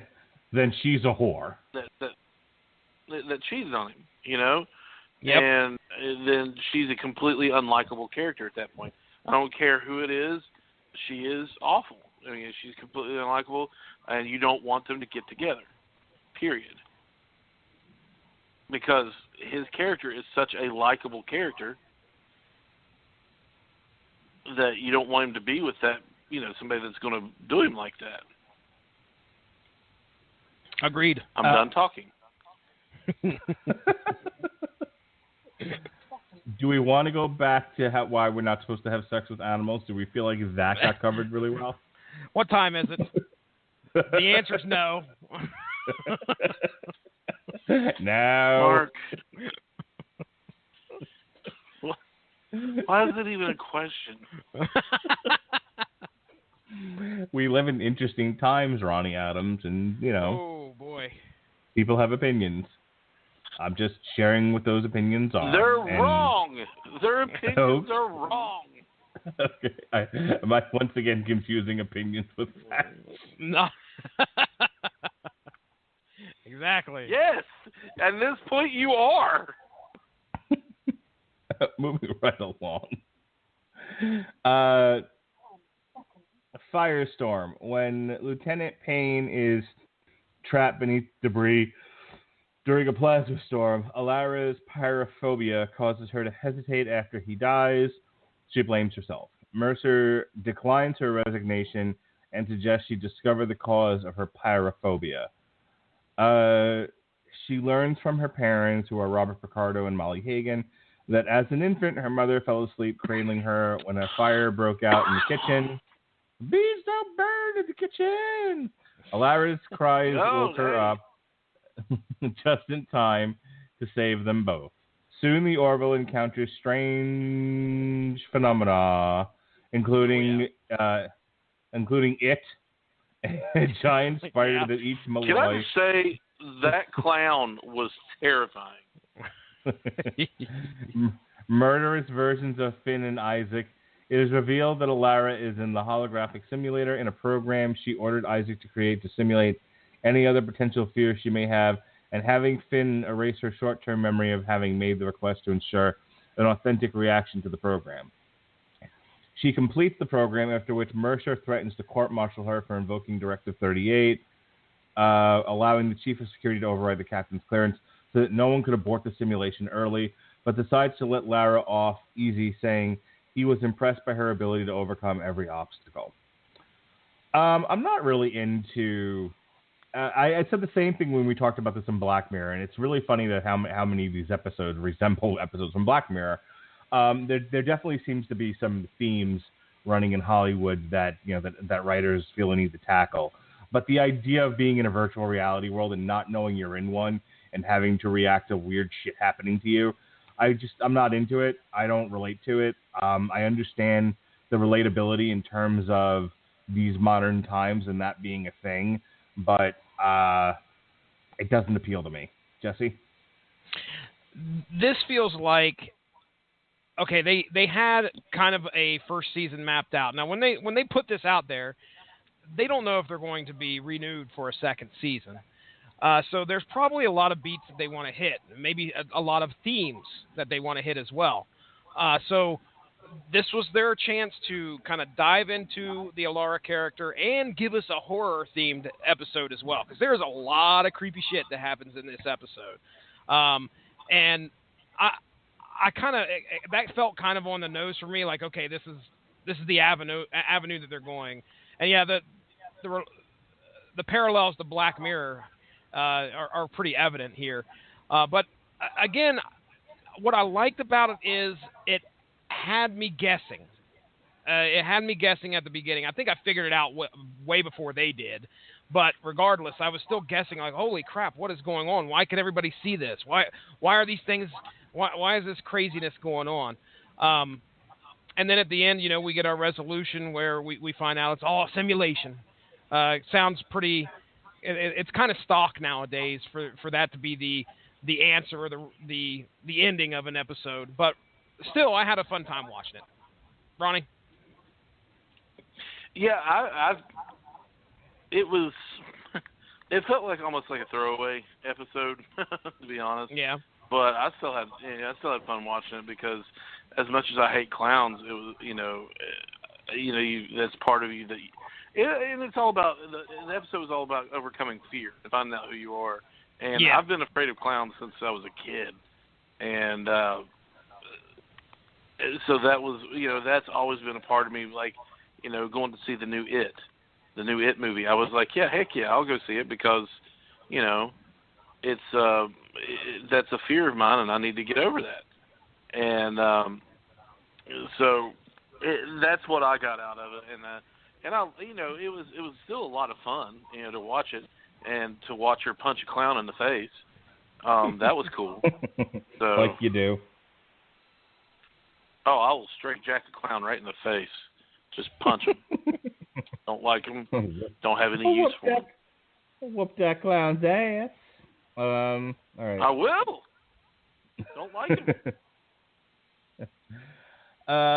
New dimensions. With Lieutenant Newton leaving the Orville, Mercer must find a new chief engineer. Although Yaphet is next in line for the position, Commander Grayson discovers that Lamar has been hiding intellectual gifts stemming from wanting to be better accepted as a child growing up in his community. There's a joke there, but I love and respect Ronnie Adams, so I'm not going to make it. I feel like I've tortured him enough. Lord. So I'm gonna let me take a moment to giggle to myself. Now let's move on. Grayson convinces Mercer to... Now I'm just morbidly curious. Grayson convinces Mercer to assign Lamar to lead an engineering team assignment in order to evaluate him as a candidate, but when Mercer learns that Grayson similarly pushed for Admiral Halsey to consider him for the Orville's captaincy, he becomes racked with doubt and resentment, despite Grayson's insistence that he was granted his position on merit and Halsey's confirmation that Mercer's performance on the ship has borne this out. Meanwhile, behind the facade of this ordinary building, the Orville encounters a thief with a cache of plasma rifles stolen from the Krill, who is killed when he passes into a region of two-dimensional space. To elude the thief's Krill pursuers, the Orville takes refuge in that region. When the protective quantum bubble around the ship begins to fail, Lamar, initially daunted by being placed in a leadership position, rises to the occasion and becomes Rodimus Prime and works with Yaphet to help the ship escape the realm, for which Lamar is made chief engineer. I don't think that's how it went. Rodimus Prime, rise from our ranks. And promoted to the rank of lieutenant commander. We talked about this earlier. I like the idea of him sort of hiding his gifts to be better accepted, because the colony that he come from didn't really respect intelligence, and he did not want to be an outcast.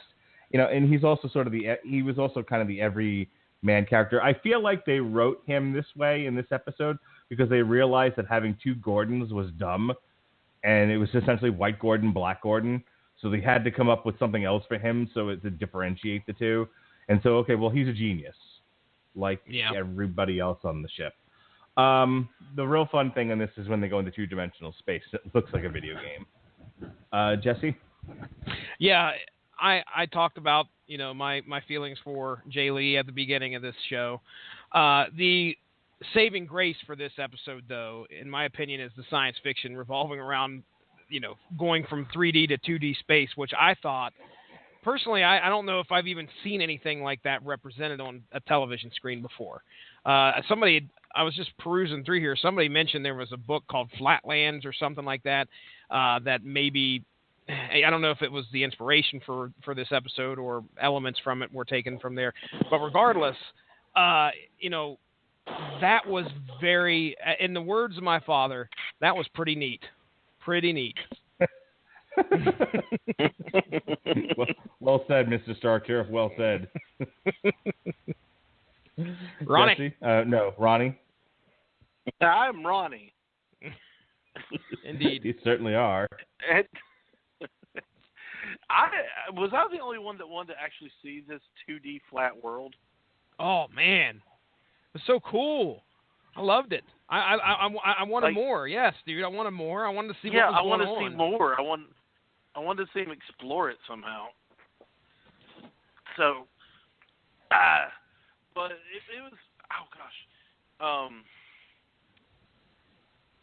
This was one of the episodes that I was interested in, but it was not over my head. But it was just like, yeah, okay, just. I don't know. I just don't remember much about it, and it's sad, but it's true. All right, Mad Idolatry is probably it's the season finale, and it's my favorite episode of this entire season. I loved this episode. It is so good. I think I remember when I first watched it, and I said to you guys in the chat, I'm like, oh my god, this is amazing. This is some of the best written television I've seen in a very long time, and I generally hate network television. So that's high praise. This is, it's not The Wire, but everyone take a drink. Take a drink. But it's up there. Mad Idolatry. Grayson leads a shuttle team that crashes on a suddenly appearing planet with a Bronze Age society.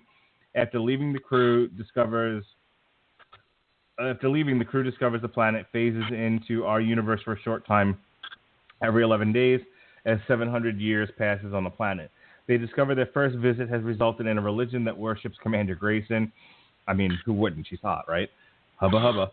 And has grown into a theocracy. It was more along the lines that she used a machine to heal people, and they didn't have machines then. No, or it could be that she's really attractive. No, she said it earlier in the season. She has a case of the tits, and what tits they are. My goodness. A good case of them. She does. It's a strong case. There's a strong case to be made. There's a strong case of the tits Commander Grayson has. I agree. Poor oh, boy. Poor devil. You can send your hate mail.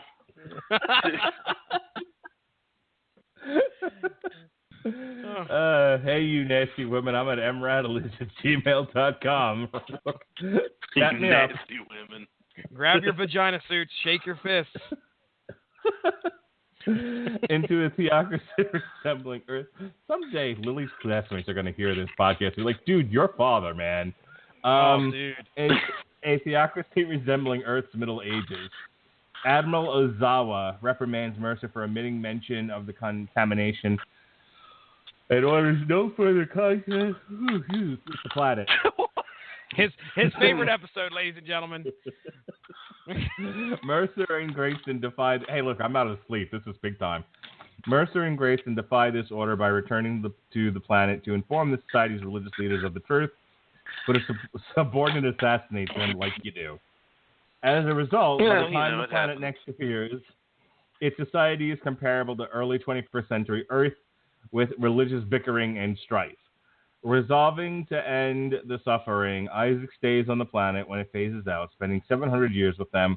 When the planet emerges again, it has progressed to interstellar space travel, and two of its representatives return Isaac to the Orville, where they inform the crew that despite the tumultuous effect of his arrival on the planet, its society developed away from worshipping Commander Grayson naturally, and suggested that when they progress a millennia ahead, they may study the Union. This was incredible. I want to go to you first, Ronnie, and I know the gimmick between us is that I pick on you, quote unquote. But yeah. I obviously I respect your opinion. I want to hear your point of view.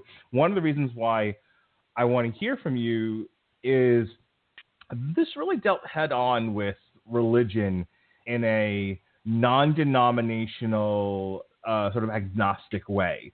It acknowledges the fact that it acknowledges something that I actually read in a book called The Laughing Jesus. And pardon me if you find this in any way offensive. I mean, this isn't. I'm not even going to joke around with it. I don't want to mix things up here, and see if I'm doing a bit when I'm not. But and I say that because I've brought this up to people before, and it's just like, nope, that's offensive, and they don't even want to talk about it. So I'm just kind of forewarning you. But in The Laughing Jesus, they talk about they talk about the Jesus myth. Now, we all know what the Jesus story is. Jesus' virgin birth, grows up to be a prophet, nailed to the cross, comes back to life, in a nutshell. And along the way performs miracles. Well, apparently there's a Jesus myth in a lot of different cultures and religions, that it's not exclusive to Christianity. And that's because it is, in fact, a myth. That is what The Laughing Jesus says. If you're interested in reading the book. And the book is about Gnosticism, essentially. And so half the book deals with, hey, between the Jews, the Muslims, and the Christians, there's all these similarities, notwithstanding the Jesus myth. And then the second half of the book deals with Gnosticism, and why that's superior to a monotheistic Judeo-Christian / Muslim religion. Why I'm bringing that up, how it relates to this, is the idea that religion supplies a society with a tool for dealing with the unknown, and it is useful while things are unknown. When they are known, religion no longer becomes as useful as a tool and is often discarded. Not because it is inherently bad, but because it is now useless. And that's kind of what they said in this episode, is essentially they stopped worshiping her when they realized she's just a gal from another galaxy, and she's not a god, and their society has now gotten to a point where it isn't necessary for them to believe in her. How did you deal with that, being somebody who is strong of faith? I deal with it. I remember the text Ronnie Adams sent me shortly after watching this episode. So, Ronnie, I want to hear what you have to say. Go ahead and let loose with that. What I recall was Seth MacFarlane. It was something along the lines of Seth MacFarlane doesn't like God or something. It was something like that. Doesn't like Jesus. Doesn't like Jesus. Something along those lines. I remember sitting there, I was like, oh yeah, he watched the last episode. Yeah, Seth MacFarlane doesn't like Jesus. Okay, go ahead and do your spiel. While you're doing it, though, I want to actually send you the link to Laughing Jesus if you're interested. Okay, great. Yeah, absolutely. I dealt with it like I deal with this on sometimes a daily basis, depending on what where I am, what time of year it is, whatever. It could be every week, it could be every month, it could be every day, depending on where I am and who I'm speaking with. Things like that. People raising these questions, raising the fact that, do we really need religion anymore? Do we need faith anymore? As a person, as me, I hate the word religion because, in my opinion, religion is corruptible. My faith, Jesus Christ, who I have my faith in, is not corruptible.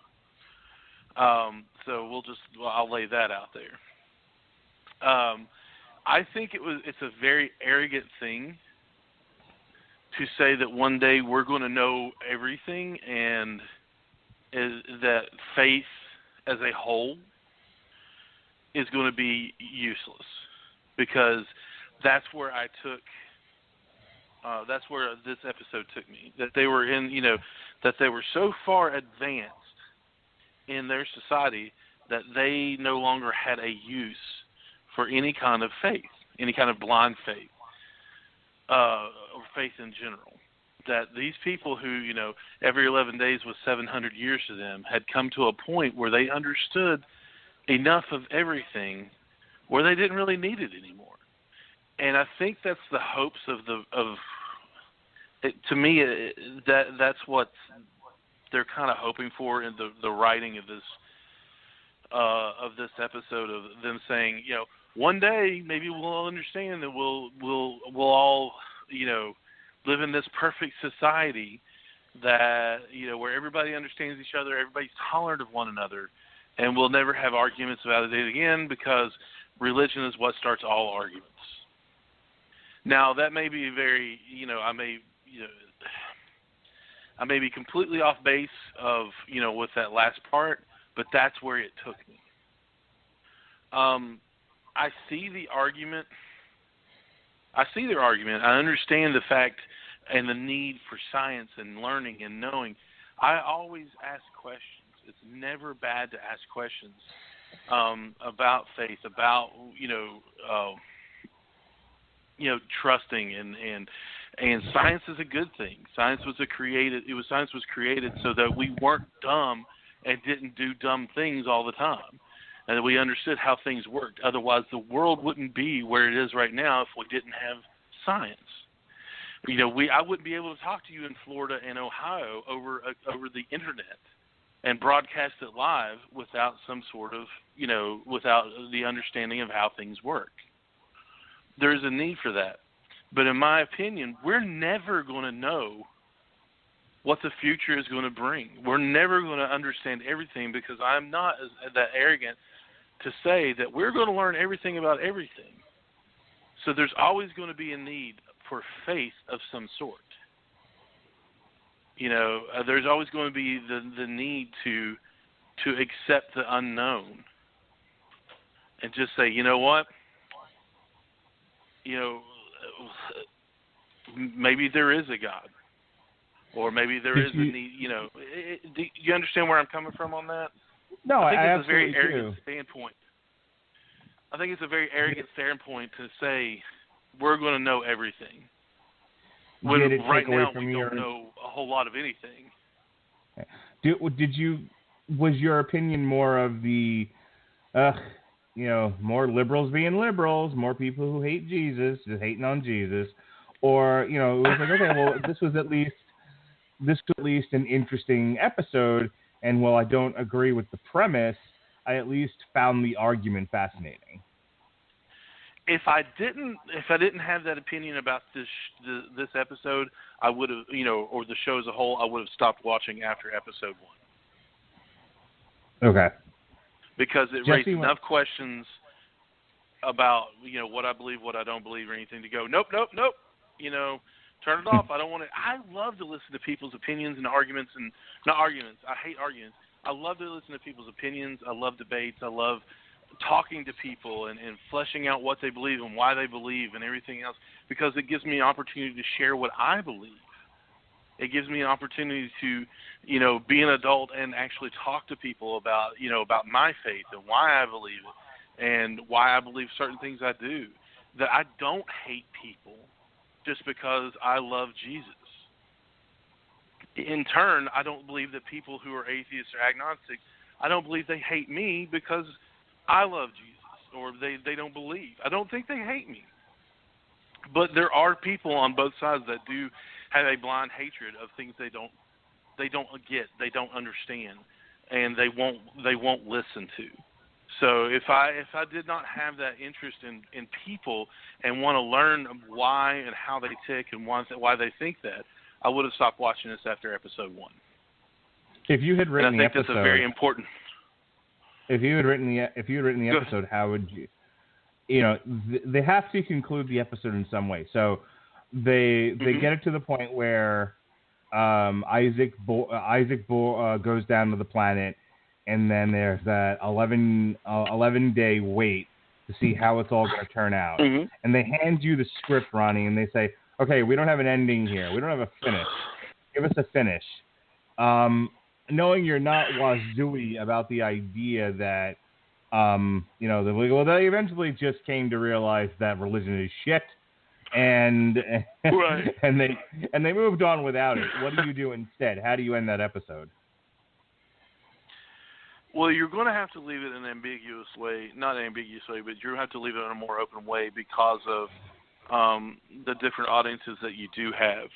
But me personally, I would leave it as, just as I said, there's always going to be a need for a faith in something.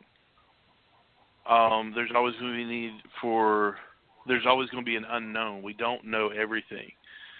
So while worshiping Kelly wasn't the right way, there's always going to be blind faith in something. There's always going to be, you're going to have to, whether it be, you don't know every scientific equation or anything like that, there's always going to be new discoveries. So there's always going to be, there's always going to be a need for faith. Whether it be in a God, whether it be in people, whether it be in what you're doing. Jessie, you want to jump in here? I threw a lot out there. I want you to just kind of jump in with your own thoughts or add to anything that we've discussed so far. Yeah. Well, let me just say real quick about the episode. This was what I felt. I think they had this episode ready to go before they even thought of the series. I mean, That's how good of an episode this was. You knew that the purpose of the Orville led up to this episode at some point. Now, you guys take the message from this episode a lot more contentious than I do. Okay, that's a good representation, a good example of art. Whether it be on paper or whether it be on film, it's up to the audience to interpret it how they want to, the audience member. So you guys interpreted this a little bit differently than I did. The way that I saw it was, Kelly was clearly a god amongst this people. But what they grew to realize as much time went on is that, their God is just somebody that they didn't understand at some point in their life. I honestly think that is exactly what we as humans go through every day. We don't whether we believe in God or not, me personally, I do. I believe that there is a God. I can't see him. I don't talk to him. It's not like we have a conversation. He knows my thoughts, whatever. But the only reason I cannot see this and interact with God is because I can't fathom his existence. I can't understand what he is, he or she. So I think that's exactly what they're getting across here, is that this civilization didn't have the capability to understand who Kelly was. And yeah, they mistook her for a god, but that doesn't make her less of a god. It's somebody that they believed in. It's someone, that's the whole purpose of God or of Jesus. It's somebody that you can believe in and have faith in. Doesn't make her less of a god. Yes, she's normal to me and you, but that's the way I took it. It was just the conception of this civilization, and as they grew and understood more and more, they understood more about God. All right, so I didn't feel much contention coming out of this. I didn't feel it, smashing my beliefs. I didn't feel that it was punching me in the face, punching me in the gut. It's just a scientific way of trying to explain who God can be. So I love this episode. I know that as soon as it was over, actually in the middle of watching it, I was like, oh my gosh, when you guys watch this, if you guys don't feel the same way that I do, if you guys don't understand that this is the episode that Orville was written around, I mean, if you're going to go out, you go out with a bang. This was perfect. Do you agree with Ronnie's assertion that Seth MacFarlane and his pool of godless liberal writers hate Jesus? Jeez, Mark. I remember the quote, Ronnie. The quote was actually, Seth MacFarlane sure hates him some God. That's what it was, if I remember correctly. Okay, all right. That makes more sense. He hates him some God. And it's tough to not kind of, it's tough not to kind of see that, but, see that he's making a commentary about something. But I can't say that I can't personally say that, okay, well, yeah, he's saying this, and this. Now, if you go by his full bio of all his works, okay, then I can understand how sometimes you could probably go, it may be able to lead you to that path. But I didn't feel violated in any way watching this episode. I'm not going to give, I'm not going to say that I felt violated or my faith was questioned or tested or anything like that.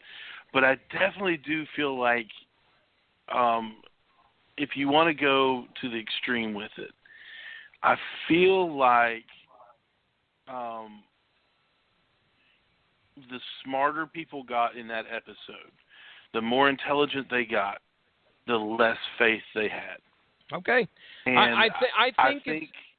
I believe that is. No, go ahead, Ronnie. Go ahead.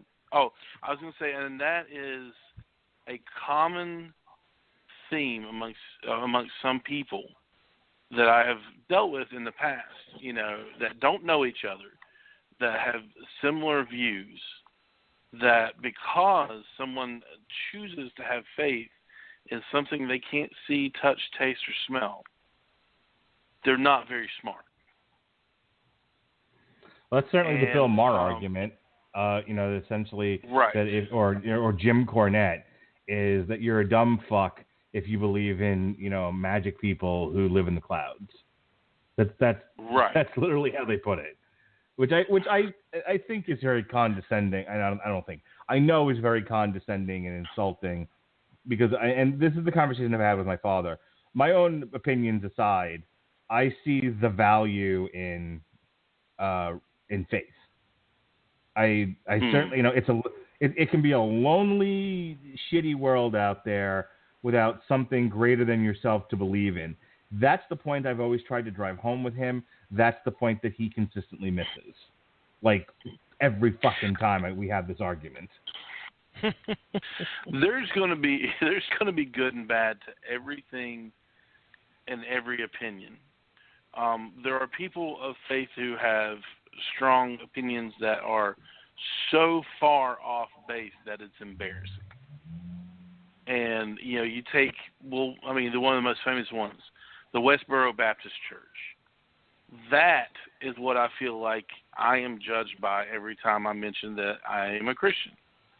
In certain circles and things like that.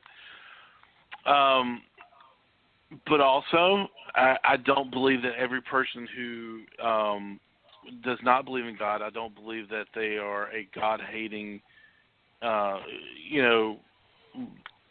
child-killing heathen. I believe that that I want to. I have friends who are agnostic, atheists, everything else, and I love them. I love them very much, and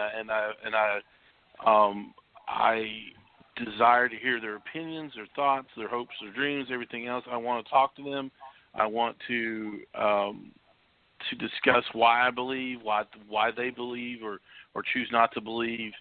And you're going to have good and bad on both sides. And, it's what you do with your opinion and how you present it. That depends on how everything turns out. People marching out in front of a soldier's funeral with signs that say God hates fags and everything else.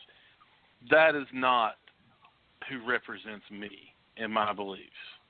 Just as the people who spit and curse and call me an idiot, that I'm a uneducated redneck piece of crap because I believe in God, and that's and people are like, oh, nobody says that. Yes, they do. Yes, they do. So it's like I said, it depending on who you're listening to and everything else. That's how the argument is going to go. I enjoy listening to people. I enjoy, like I said, talking, debating, everything else. I don't enjoy arguing. All right. I think for it to have sparked this level of discussion, I think speaks to the merit of the episode. Good, agree or disagree, good, bad, or indifferent. It had, three guys who really wanted nothing more than just talk about how much they liked the TV show, to discuss, the old life, the universe, and everything. It's not every TV show that gets to do that. So I credit the writers, regardless of their beliefs, right or wrong. I credit the writers for putting something out in the television marketplace that gets people thinking. I'm sure this drove away a lot of people. They said that without a doubt. They said this was like Fox's highest rated show, and that's why it got a second season. But I guarantee you, after Mad Idolatry, people were like, "Fuck this show." And I don't mean people who are necessarily stalwart religious people. I mean people on both sides. We're I'm sure you have people that are like, hey. More, bird is the word. Less question. Low questioning the faith here. And then there's people kind of hey, how dare like you? people listening to this episode, or of us talking. What happened to the old Waka Waka? Why aren't they making fun? And yeah, wait a minute. Why isn't Ronnie crying yet? I dialed into the show for this sort of thing. Wah, wah, wah, wah. Wah, wah, wah, wah. Oh, it's a living, huh? Wah, wah. Wah, wah, wah, wah. Yeah, that guy. Yeah. Hang on one. They fly over. And just for good measure, let's hear the horse. The horse. You got it, buddy. Wah, wah, wah, wah. Wah, wah, wah. Sorry. That's the wrong one. There we go. That makes me feel better about myself. I think, listen, I want to give my last words on this episode and the future of this series, okay? Here, I I have an opinion about that. Are you ready? No, God! No, God, please, no! No! No! Wow. No! Isn't it awfully nice to have a penis? There it is.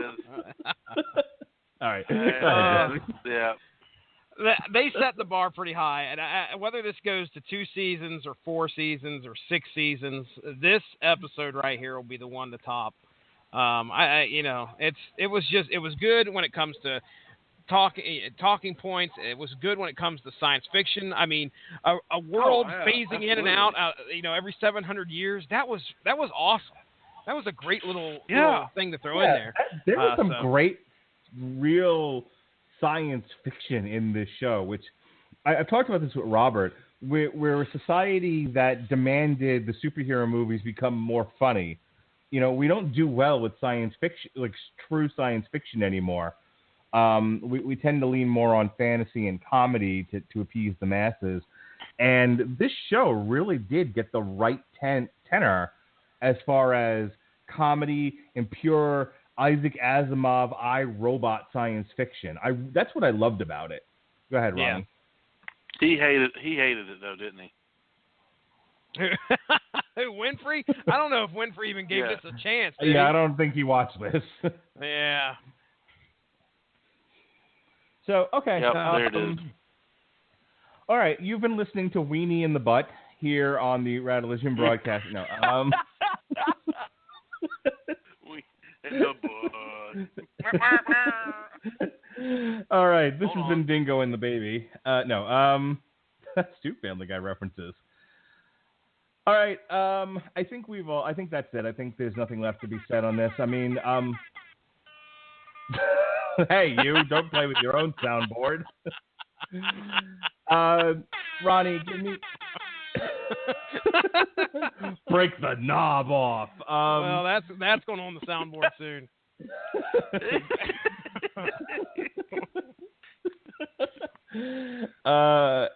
50 words or less, Ronnie, unless you've said all there is to be said, then forever hold your peace.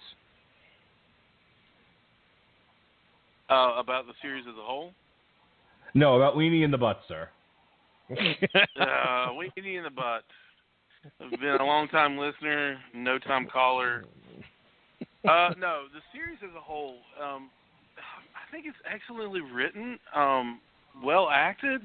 It's there's great comedy. There's definitely some great science fiction in it, which, like I said, I did not see coming.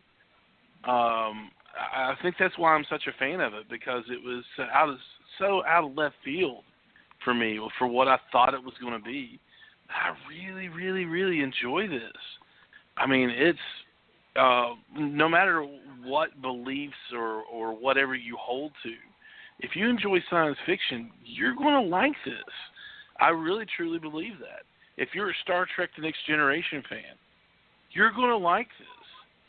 And it's just, I think it's excellent. I really do.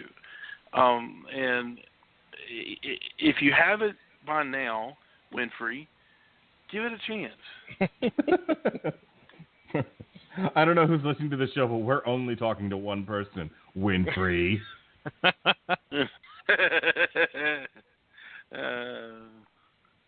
Jessie, 50 words or less, go. I'm done easy. Talking. Okay, all right. Listen, a lot of people wrote this off because it was going to be done by Seth MacFarlane. Oh my gosh, the horror that is about to bestow upon us if he makes a science fiction comedy show based on a parody of Star Trek. Well, let me tell you, give it a shot. I did. I was not disappointed.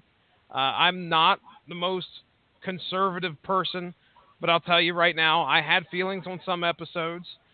That's okay. Mm-hmm. It's okay to have feelings, right, Ronnie Adams? If you don't, they're not doing it right. That's right. That's right, buddy. I believe, I want to know, what you said I'm very passionate about, because I believe you not only you should have feelings, but also... Isn't it awfully nice to have a penis? Or a case of the tits.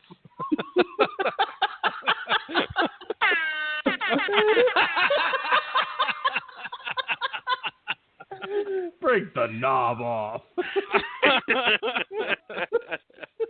I am done talking now.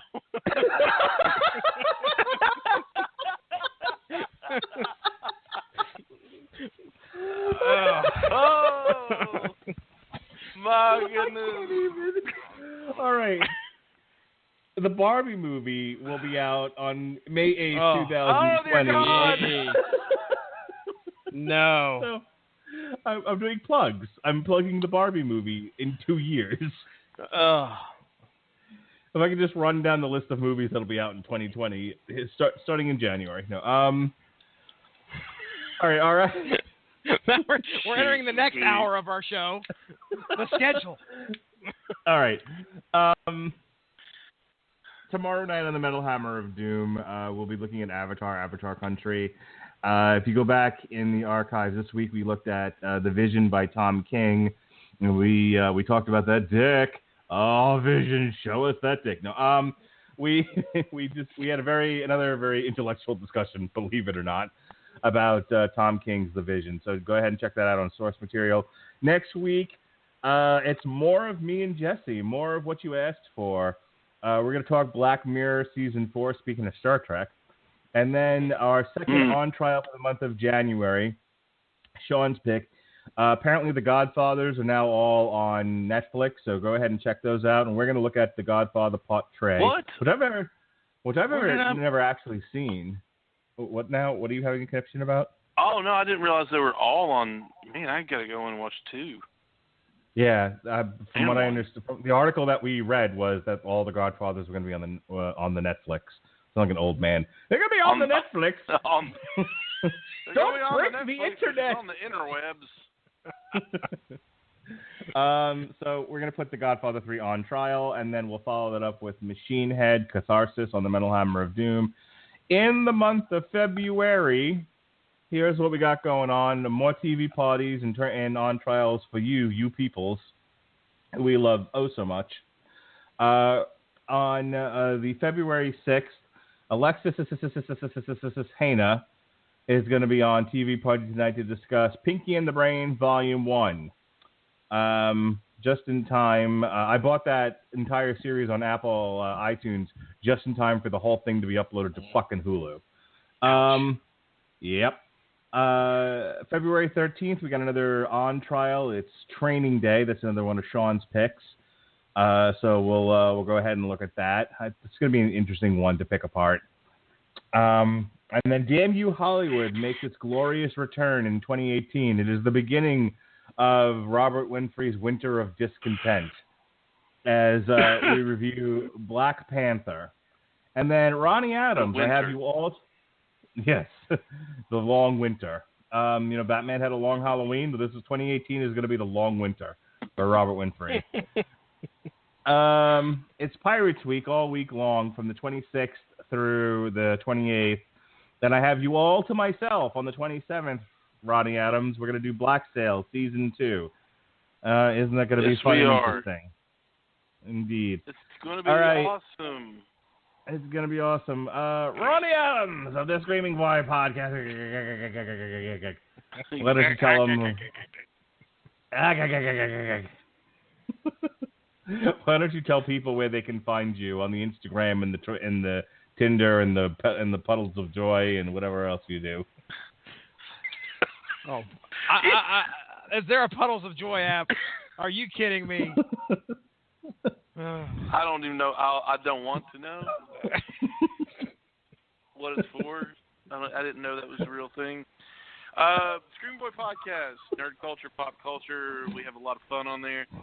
Just dropped a couple episodes. One of them was Jesse and I had a good discussion about The Last Jedi. The one before that was our TV shows, what TV shows we're watching right now. Jesse brought us Superstore. Adam brought us Silicon Valley. Josh Kleiners brought us the first half of the first season of Runaways. He's going to bring us the next half here soon. We talked about, our favorite binge-worthy episodes, things like that. I also have got everything is coming together for this con I'm going to in March. I'm going to do a lot. I'm trying to go to as many Comic Cons as I can, and because it's a thing I can actually do and enjoy now. So I've got North Carolina Comic Con coming up in March, and I've got Raleigh SuperCon coming up in July. And I've decided to do something that I haven't ever done before, and never thought I would, and that is cosplay. I'm actually dressing up as a member of the Ghostbusters. I've got the last few components of my costume in. I just have to build it now, or not build it, but put it all together. So that's going to be a lot of fun. There's going to be some pictures, video, hopefully some interviews that come out of the North Carolina Comic Con coming up in March. The main guest that's going to be there that I'm interested in is Kevin Eastman from Eastman and Laird, who created the Teenage Mutant Ninja Turtles. So that's going to be a lot of fun. You can find us on Facebook. Just look up Screaming Boy Podcast. You can find us on Instagram, Screaming Boy Podcast, Twitter, Screaming Boy PR. We are on JDate, BlackPeopleMeet.com, Farmers Only, and Christian Mingle as well. So check it out on the Instagram. And on the Instagram. So go on one of those. Give us a like, hit subscribe, iTunes, TuneIn, Stitcher, and the Religion Broadcasting Network. All right. I'm done talking. Oh, boy. Well, ladies and gentlemen, you can go give the Rattlich in Broadcasting Network Facebook page a like to stay up on top of all the great podcasts that we have to offer. We're on Stitcher. We're on iTunes.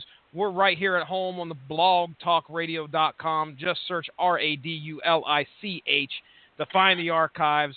My show, Source Material, we talk comics. It's like a book club for guys who read comics, and it's fun. That's the best way to put it. It's a lot of fun. We're at over 140 some episodes. What, Ronnie Adams? Even nerdier book club. That's right. We get if that's such a thing. Yes.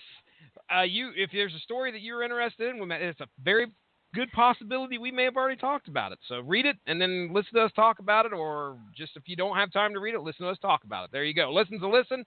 That's my motto.